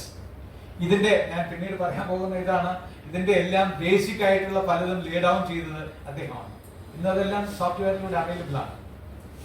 പക്ഷേ ഇതിന്റെ എല്ലാം ബേസിക് പ്രിൻസിപ്പിൾസ് ലേ ഡൗൺ ചെയ്തത് അദ്ദേഹമാണ്. ഓക്കെ, അപ്പോൾ അത് ഇമ്പാക്ട് ആക്ടിനെ കുറിച്ച് ഞാൻ കൂടുതൽ പ്രസംഗിക്കുന്നില്ല. Then one of his novel ideas is citation classic. Citation classic. എന്താണ് ഈ citation classic? He was constantly doing the analysis of the citations. Okay, citation measurement ഒക്കെ നടത്തിക്കൊണ്ടിരുന്നപ്പോൾ അദ്ദേഹത്തിന് ഉദിച്ച ഒരു ഐഡിയയാണ് citation classic. എന്താണ് ഈ citation classic? ഓരോ രംഗത്തുമുള്ള citation classic അദ്ദേഹം വേർതിരിച്ചെടുത്തു. എന്നിട്ട് അതിന് how did he define? He defined the citation classic like this. A publication cited more than 400 times should be considered as a citation classic. A journal ആയാലും ശരി അല്ലെങ്കിൽ ഒരു ആർട്ടിക്കിൾ ആയാലും ശരി, if it gets more than 400, ഇത് അദ്ദേഹത്തിന്റെ കാലഘട്ടത്തിലാണ്, 70s-ലാണ്. ഇന്നിപ്പോ it is very very popular. ഇപ്പോ ഓപ്പൺ ആക്സസ് ജേർണലിന്റെ കാലത്ത് you will get thousands of references because it is open to many people. അന്ന് അദ്ദേഹം ഇട്ട ഒരു പാരാമീറ്റർ ആണ്. So articles which get more than 400 times should be considered as a citation classic. But in certain subjects it should be reduced to 100.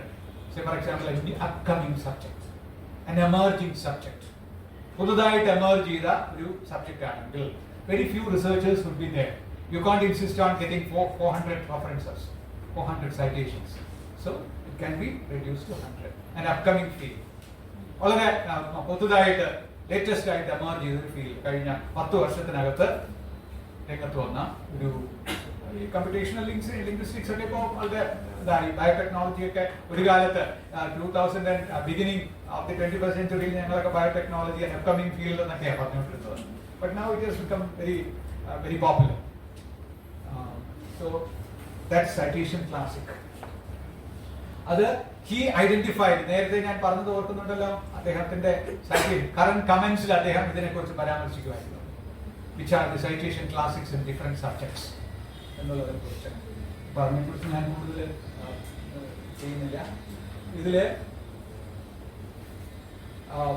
he has identified from 1977 to 1993 4,000 citation classic commentaries were made.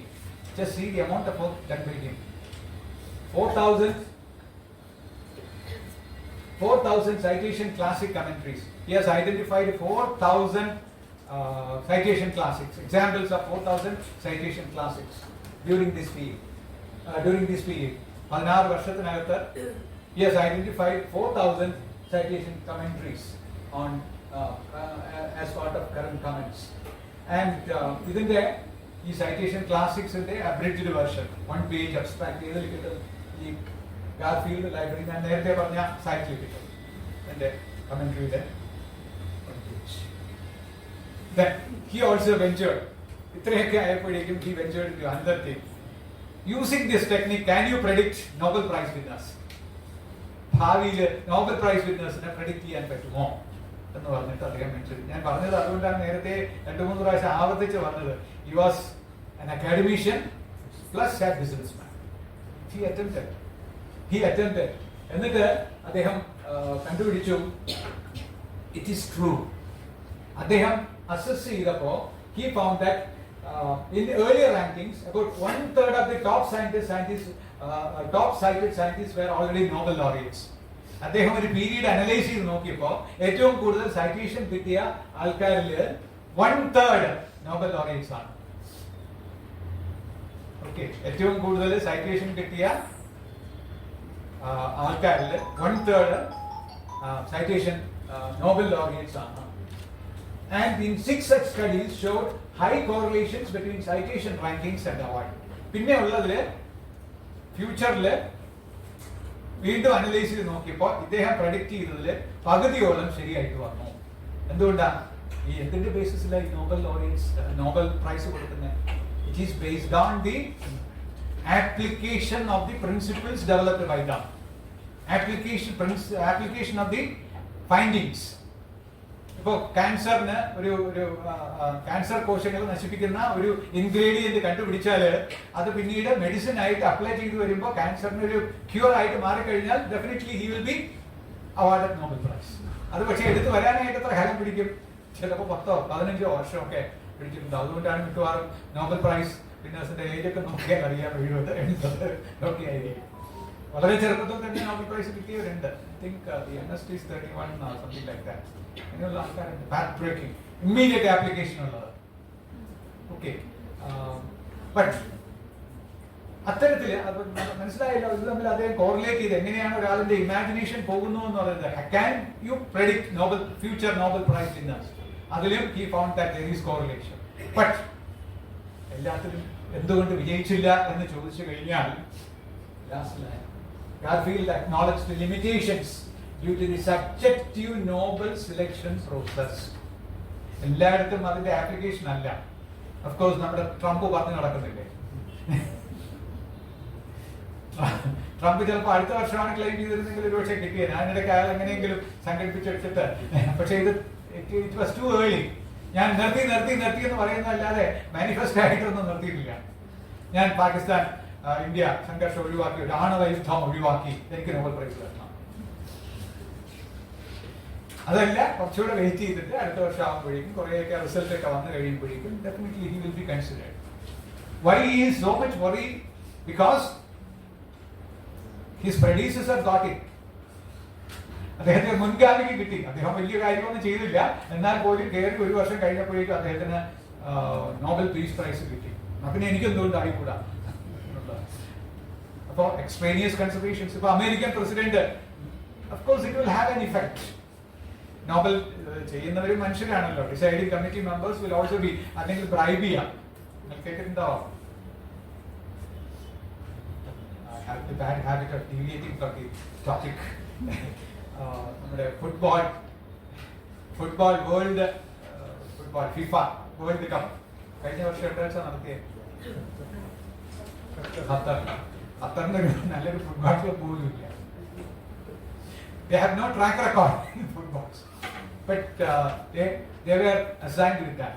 പിന്നീടാണ് reveal ചെയ്തത് ഇത് allocate ചെയ്യുന്ന ആളിനെ bribe ചെയ്തു. 3500 കോടി രൂപയുടെ ഒരു plain American പ്രസിഡന്റിന് കൊടുക്കാവുന്ന രാജ്യത്തിനെ ഒരു $100 കോടി കൊടുക്കാന്ന് പറഞ്ഞാൽ എന്നാ നിങ്ങൾ തന്നെ എടുത്തോ എന്ന് പറഞ്ഞിട്ട് അലോക്കേറ്റ് ചെയ്യും. അത് വളരെ influential ആയിട്ടുള്ളതാണെങ്കിൽ he will get it approved by the committee. അത് പിന്നീടാണ് റിവീൽ ചെയ്തത് it was properly bribed. അപ്പോൾ എക്സ്ട്രേനിയസ് കൺസിഡറേഷൻസ് വിൽ വർക്ക് എന്ന് പറയാൻ വേണ്ടിയിട്ട് ഞാനൊരു ഉദാഹരണം പറഞ്ഞതാണ്. Okay, Nobel prize also it will work. Then, once he left, നേരത്തെ ഞാൻ പറഞ്ഞല്ലോ 1994, he handed over or he sold it out to Thomson. അതിനുശേഷം he concentrated on a publication called The Scientist. ഇത് popularisation of science.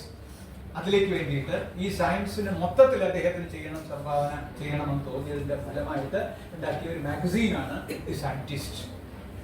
It's a professional magazine founded in 1896 by Garfield. It was originally conceived as a bi-weekly tabloid. Tabloid എന്ന് പറഞ്ഞാൽ അറിയാമോ? Tabloid, the size of a newspaper. നമ്മുടെ full ന്യൂസ്പേപ്പറിന്റെ അല്ല, അതിന്റെ പകുതി. നിങ്ങളൊക്കെ കണ്ടിട്ടുണ്ടാവും രാഷ്ട്രദീപിക. ഉച്ചയ്ക്ക് ശേഷം ഇറങ്ങുന്ന പല ന്യൂസ് പേപ്പേഴ്സും ടാബ്ലോയിഡ് സൈസിലാണ്. മനസ്സിലായല്ലോ? രണ്ടായിട്ട് മടക്കിയാലുള്ള സൈസിൽ. That is known as a tabloid newspaper. The magazine was aimed to serve as a news medium for scientists as the Wall Street Journal served the business professionals. Wall Street Journal എന്ന് പറഞ്ഞാൽ ബിസിനസിന്റെ ultimate ആയിട്ടുള്ള ജേർണലാണ് Wall Street Journal. Business trends ഒക്കെ പഠിക്കുന്നവരെല്ലാം വായിക്കുന്ന ഒരു ജേർണലാണ് ഏത്? Wall Street journal.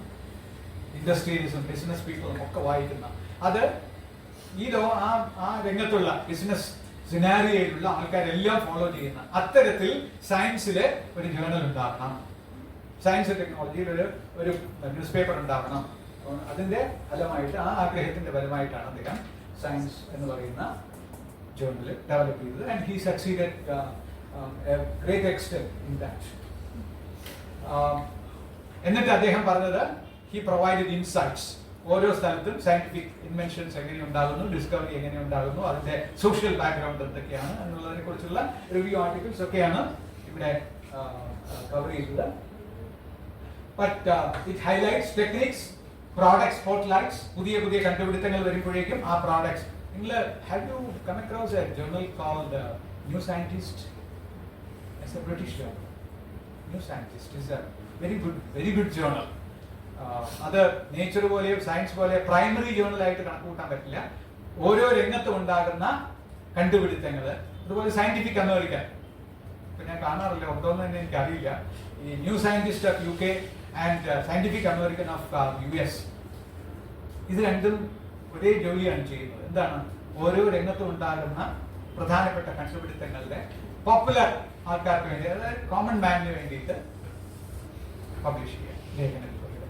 അപ്പൊ അത്തരത്തില് products in spotlights, industry analysis to bridge the gap between pure research and practical applications, അതിലേക്ക് വേണ്ടിയിട്ടാണ് അദ്ദേഹം അത് തുടങ്ങിയത്.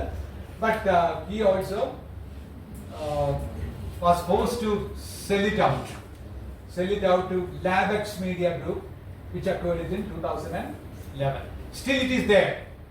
അദ്ദേഹത്തിന്റെ മരണശേഷവും, അദ്ദേഹം 2017 മരിച്ചതിന് ശേഷവും the LabX Media brings it out in the form of a monthly print magazine, complemented by a robust online platform also. Printed magazine ആയിട്ടും പബ്ലിഷ് ചെയ്യുന്നുണ്ട്, ഓൺലൈൻ ആയിട്ടും അത് പബ്ലിഷ് ചെയ്യുന്നുണ്ട്, offering daily news, future articles, opinions and multimedia content dedicated to the scientists.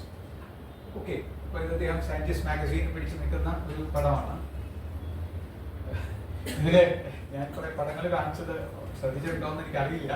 എൻ്റെ ഒരു hobby ആയിരുന്നു എൻ്റെ വിദ്യാർത്ഥികൾ, അന്ന് ഇന്റർനെറ്റ് ഒന്നും ഇല്ലാതിരുന്ന ഒരു കാലഘട്ടത്തില്, അതായത് ഇന്റർനെറ്റ് ഒക്കെ വളരെ വ്യാപകമായത് ഈ 21st century ആയപ്പോഴാണ്. അപ്പൊ അതിനു മുമ്പ് തന്നെ I use to request my students, ഗാർഫീൽഡിനെ കുറിച്ച് പറയാം, നാളെ വരുമ്പോ അല്ലെങ്കിൽ അടുത്ത ക്ലാസ്സിൽ വരുമ്പോ നിങ്ങൾ ഓരോരുത്തരും ഗാർഫീൽഡിന്റെ ഒരു പടം ഫോട്ടോകോപ്പി എടുത്ത് കൊടുക്കണം. ഗാർഫീൽഡിന്റെ ഒരു പടം. അപ്പൊ അവര് എന്തെങ്കിലും മാഗസീൻ, അപ്പൊ ഈ കറന്റ് കണ്ടന്റ്സ് ഒക്കെ ഇങ്ങനെ വന്നുകൊണ്ടിരിക്കുന്നതാണ്. യൂണിവേഴ്സ് ലൈബ്രറിയിലോ ഏതെങ്കിലും ലൈബ്രറി പോയി കഴിഞ്ഞാൽ ഇതെല്ലാം ഉണ്ടാവും. എന്നിട്ട് they will come. അപ്പൊ പടം കാണിക്കാൻ ഞാൻ പറയില്ല, ഹോംവർക്ക് പോലെ. എന്നിട്ട് ഞാൻ ചോദിക്കും, ഈ ഗാർഫീൽഡിന്റെ ലക്ഷണങ്ങൾ, അദ്ദേഹം മീശയുള്ള ആളാണോ മീശ ഇല്ലാത്ത ആളാണോ? ചിലർ പറയും മീശയുള്ള ആളാണ്, ചിലർ പറയും ഇല്ല. അതെങ്ങനെയാ ഒരു മനുഷ്യൻ? എന്നിട്ട് താടിയുള്ള ആളാണോ താടി ഇല്ലാത്ത ആളാണോ? ചിലർ പറയും താടിയുണ്ട്, എന്റെ പടത്തിൽ താടിയില്ല. ചിലർ പറയും ഇല്ല, അതേ ക്ലീൻ ഷേവ്. കാരണം ഐ ഹാവ് ഫൗണ്ട്, ഞാൻ ഈ കറന്റ് കണ്ടന്റ്സ് ഒക്കെ സ്ഥിരമായിട്ട് നോക്കുന്ന ഒരാളാണ്. അപ്പൊ ചിലത് നോക്കുമ്പോൾ അദ്ദേഹം ക്ലീൻ ഷേവനായിട്ടായിരിക്കും, ചിലതിലാകുമ്പോ അതുകൊണ്ടാണ് ഇതിന് നോക്കുക താടി ഉണ്ടോ ഇല്ലയോ.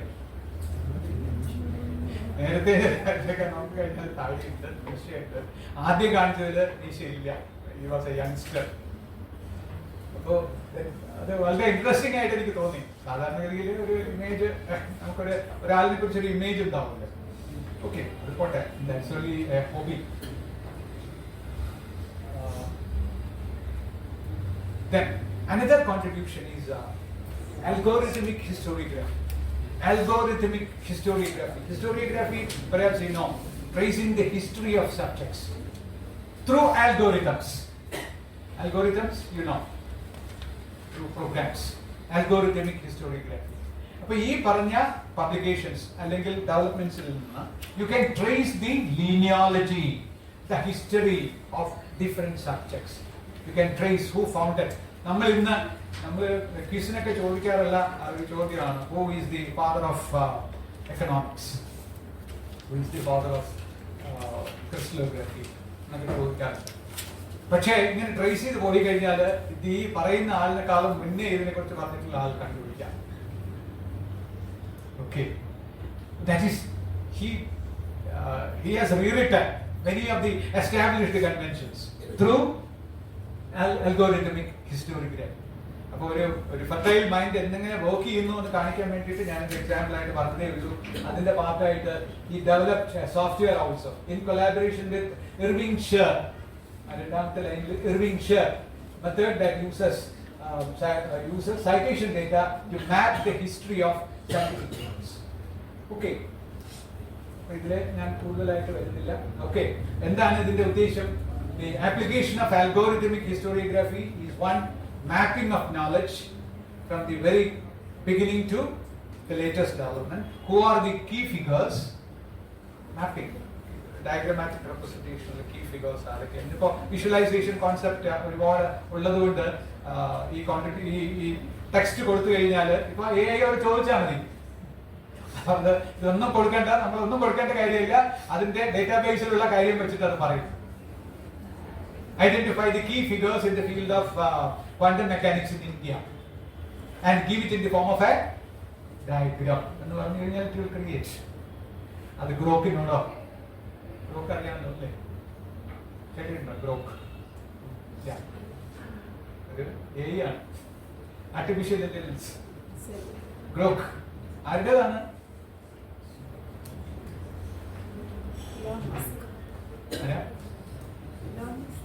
എലോൺ മസ്കിന്റെ. മറ്റവർക്ക് സ്ഥാപനങ്ങൾ ചെയ്തപ്പോ ഇദ്ദേഹത്തിന്റെ സ്വന്തമായിട്ട് അദ്ദേഹം ഉണ്ടാക്കിയതല്ല, അദ്ദേഹത്തിന്റെ എലോൺ മസ്കിന്റെ ആർട്ടിഫിഷ്യൽ ഇന്റലിജൻസ് സോഫ്റ്റ്വെയർ ആണ് ഗ്രോക്ക്. ഇനി സെർച്ച് ചെയ്ത് നോക്കും, കിട്ടും. GROK. വേറെ ഏതൊക്കെ അറിയാം? അറ്റ്ലീസ്റ്റ് ഇന്ന് ഇവിടെ വന്ന് ഇയാളെ കുറിച്ച് ഓൾറെഡി കേട്ടതിന് ശേഷം അറ്റ്ലീസ്റ്റ് ഇത് ഒരു 4-5 AI സോഫ്റ്റ്വെയർ എങ്കിലും പഠിച്ചുകൊണ്ട് പോട്ടെ. It is Gemini. That's how it is pronounced. Gemini എന്നാണ് നമ്മൾ സാധാരണ പറയുക, but they pronounce it as Gemini. Okay, then Perplexity. Okay, DeepSeek, Cloud AI.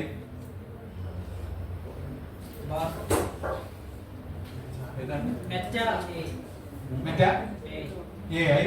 Okay. നല്ല സിമ്പിൾ ആയിട്ട് എല്ലാവർക്കും കിട്ടുന്ന ഒരു സാധനം ആരും പറഞ്ഞില്ല. ChatGPT. Okay. Copilot.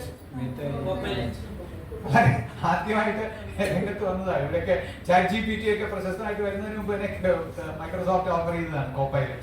ഇന്ന് നമ്മൾ സെർച്ച് ചെയ്താൽ Copilot will say മറ്റേ is there. Okay.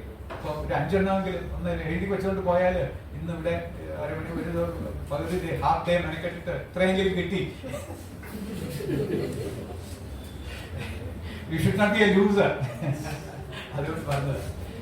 കാരണം ഇയാളെ കുറിച്ച് ഇത്രയധികം ഞാൻ പറഞ്ഞപ്പോ എങ്കിലും യൂസ്ഫുൾ ആയിട്ടുള്ളത് വേണ്ടേ? കാരണം nobody is going to follow this man. I just wanted to tell you that such a man lived on earth, was such a fanciful man who converted all his fancies into reality. About algorithmic historiography, mapping knowledge, identifying keywords, analyzing the fields, etc. And for that purpose, he developed his site, an algorithm, a software, his site. ഇതെല്ലാം implement ചെയ്യാനായിട്ട്. അതുകൊണ്ടാണ് ഞാൻ പറഞ്ഞത്, if he were alive today, he would have worked wonders.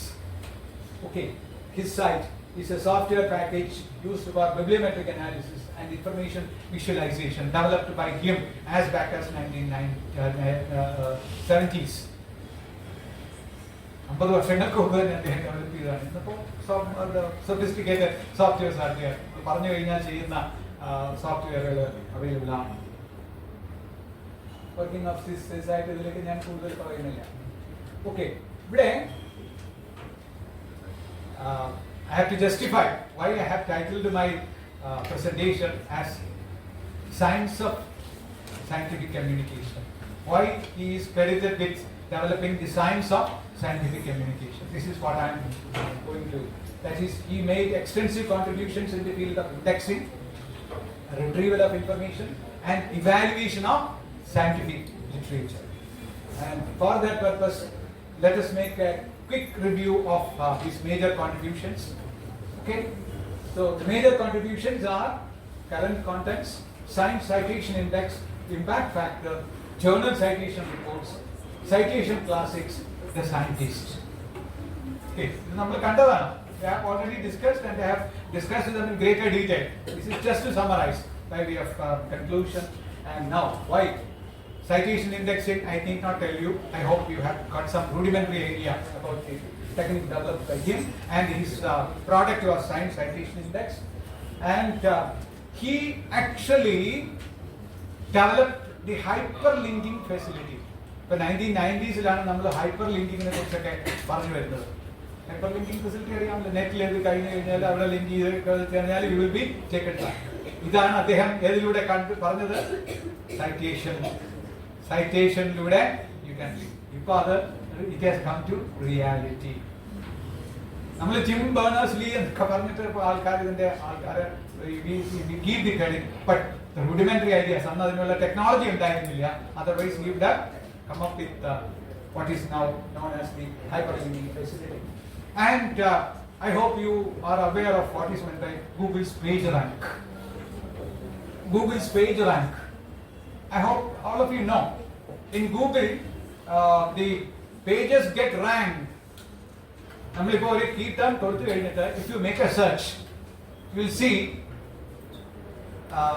the sites appear in a particular order. Very often, if you give a key term, perhaps the Wikipedia article may come first. Why?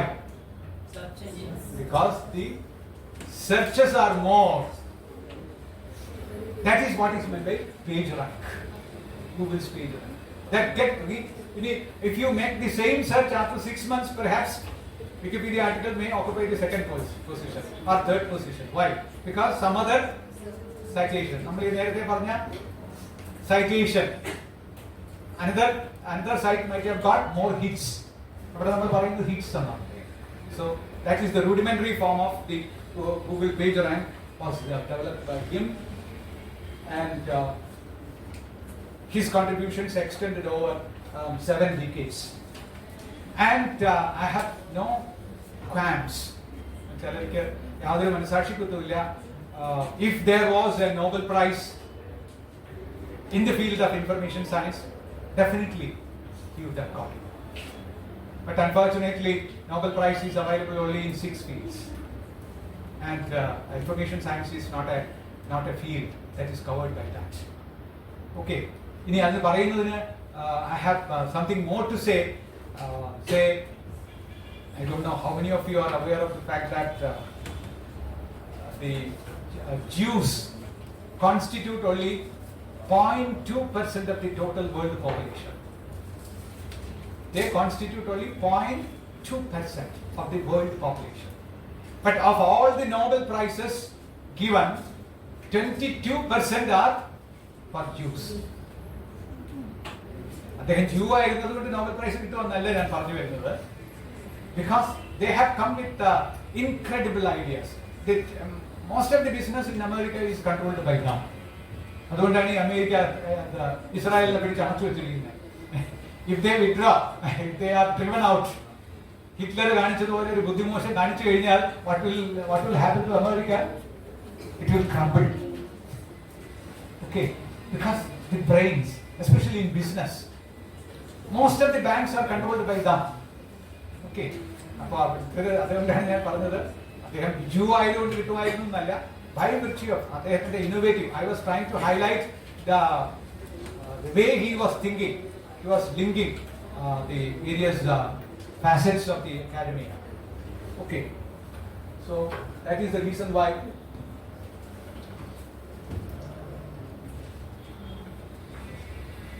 okay.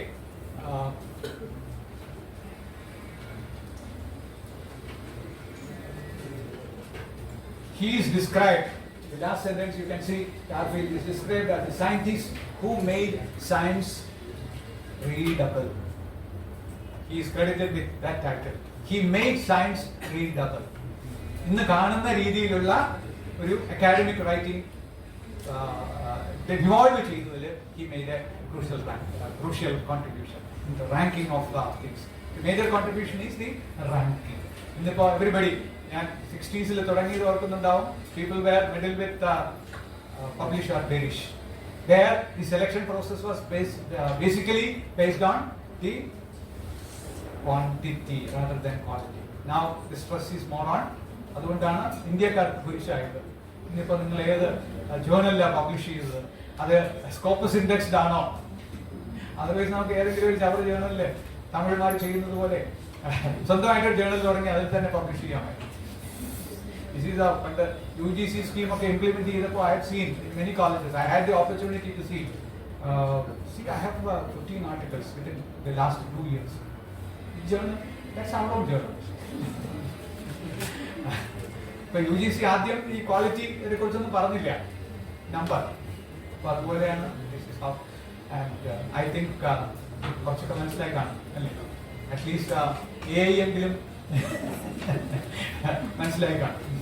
Okay, thank you very much, and once again I thank the organizers for thinking about it.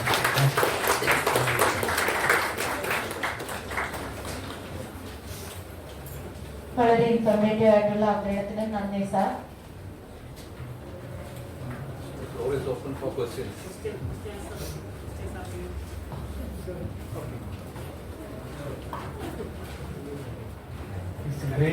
a great thing here done for the citation and ranking.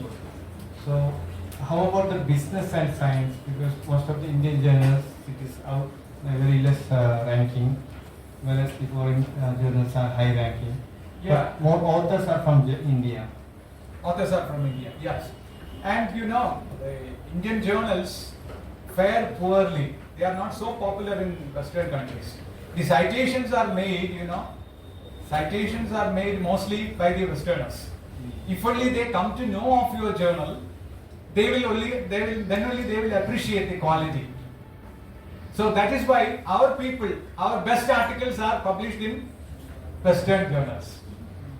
Because you very well know that if you want to get credit, definitely you have to get it published through them.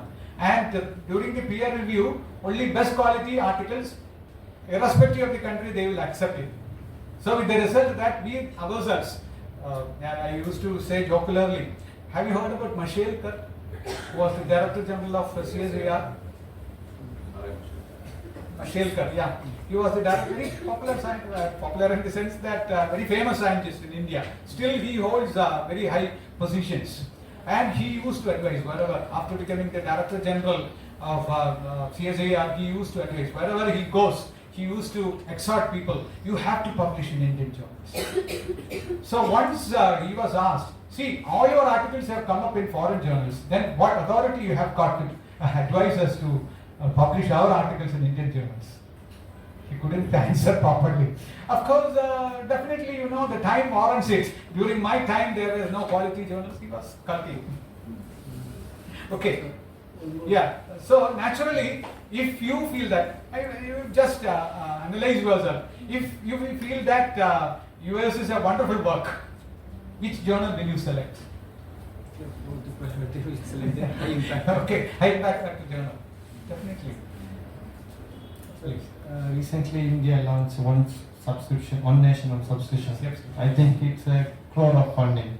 Yeah. So instead of funding in that scheme, why India couldn't fund for the Indian journal to I'm boost not a up? decision maker. Your suggestion, your opinion, being a Definitely, but of course, it should be. I will not advise against this, because at least a few institutions which were devoid of any funds can get benefited. Okay, as far as IITs, IIMs, and other highfalutin institutions are concerned, money is not a problem. But as far as what about the colleges? Colleges are emerging as research centers. Okay, perhaps you might have witnessed a cleavage between the America or the Western countries and India is that. In India, research is more concentrated on institutions which are destined for that. നമുക്ക് ഈ scientific institutions എന്ന് പേര് CSIR, ICR, ICMR ഒക്കെ research institutions ആണ്. But we believe that only basic research should be carried out in universities. You take America, not only basic research, but advanced research is also carried out in academia, in academic institutions. The industry gives funding for the lab development in academic institutions. That is how thousands of laboratories work throughout the country. But whereas our research is concentrated more on some of the institutions, which are called scientific institutions, say CSIR, ICAR, ICMR, or DST. Okay, so that is the, and this is Kerala State Council for Science and Technology. It is a latecomer. Kerala took the lead in establishing a separate department for science and technology for the first time. I very well remember Professor Abraham, my own director, he was chairman of that for the first time. Okay, then Dr. Vasudev and others followed it. And of course, again, we were concentrating more on the national pattern. Establishing, of course, I appreciate that because it was an idea of Achyuta Menon. It was during his period that many of the scientific institutions in Kerala came up. That, of course, that made significant contributions also. But the academia was, or the academic institutions were not given due credit. There are very good researchers in colleges. I know personally some of the persons who are nowadays, perhaps if you go through, especially Malayalam Manorama, you can see the people who have got fellowship, valuable fellowships. She got 2.6 crore fellowship in Holland or some other country. They are actually persuaded by the teachers there who had some foreign training. Of course, they have returned back from foreign countries, so they are exposed. So there are islands where good researchers are there, but they are not given incentives. If you apply for that, you will be given 6 lakhs, 7 lakhs, etc. Whereas a single equipment may cost you 20-25 lakhs. So that cleavage is there. In that context, honors is good. At least you have access to those publications. To that extent, it is good. But along with that, of course, you could have a portion of that funding, say 1,500 crores are set apart for that purpose, for honors. And at least a portion of that could have been earmarked for the accreditation of Indian journals, for the quality improvement of Indian journals. That could also be given. Say, for example, I was just talking about Web of Science and Scopus. Of course, or what you call Google Scholar, or things like that, or SJR. SJR is another one that is free of cost. How many of you know that SJR? SJR, have you heard about? Again, that is a citation index. They also resort to this ranking. It is free. If you want to get access, you have to subscribe to that. Web of Science or Scopus, you have to subscribe to that, or you have to go through a library where it is available. But SJR, journal country ranking, that is free. That is based on the Scopus database. They have their own ranking methodology of journals. ഇത് തമ്മിൽ match ചെയ്യില്ല. ഇപ്പോൾ എൽസേവിയറിന് അല്ലെങ്കിൽ സ്കോപ്പസിന് അവരുടേതായ ranking ഉണ്ട്. SJR, based on the same database, they have a different ranking because the parameters, the criteria vary. അപ്പോൾ ഇതേപോലെ എന്തുകൊണ്ട് ഇന്ത്യക്ക് ഒരെണ്ണം തുടങ്ങിക്കൂടാ? Ranking of Indian journals. There is a Indian citation index എന്നൊരു സാധനം തന്നെയുണ്ട്. How many of you know? Indian Citation Index, ICI. They do the same work, but it's not given encouragement by the government. That's a private സ്ഥാപനമാണ് തുടങ്ങിയത്. But അവരുടേതായ limitations ഉണ്ട്, ഫണ്ടിങ്ങിന്റെ limitations ഉണ്ട്. നമ്മുടെ CSR ഫണ്ടിങ്ങിനെ കുറിച്ചൊക്കെ കേട്ടിട്ടുണ്ടാവും. CSR ഫണ്ടിംഗ് ഒക്കെ അവർക്ക് അവൈലബിൾ ആയെങ്കിൽ they would have improved upon it and we could have established very good quality ranking of Indian journals. Possible ആയിരുന്നു. So that's have I answered you satisfactorily? Any questions?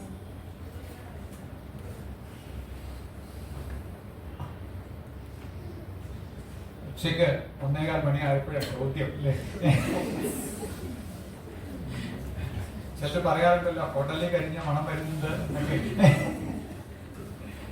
Okay, thank you very much for the patient hearing and not troubling me with shooting questions. Thank you, sir. കൃതജ്ഞത പറയുന്നതിനായി KSCSTE librarian സകലേഖ മേഡത്തിനെ ക്ഷണിച്ചുകൊള്ളുന്നു.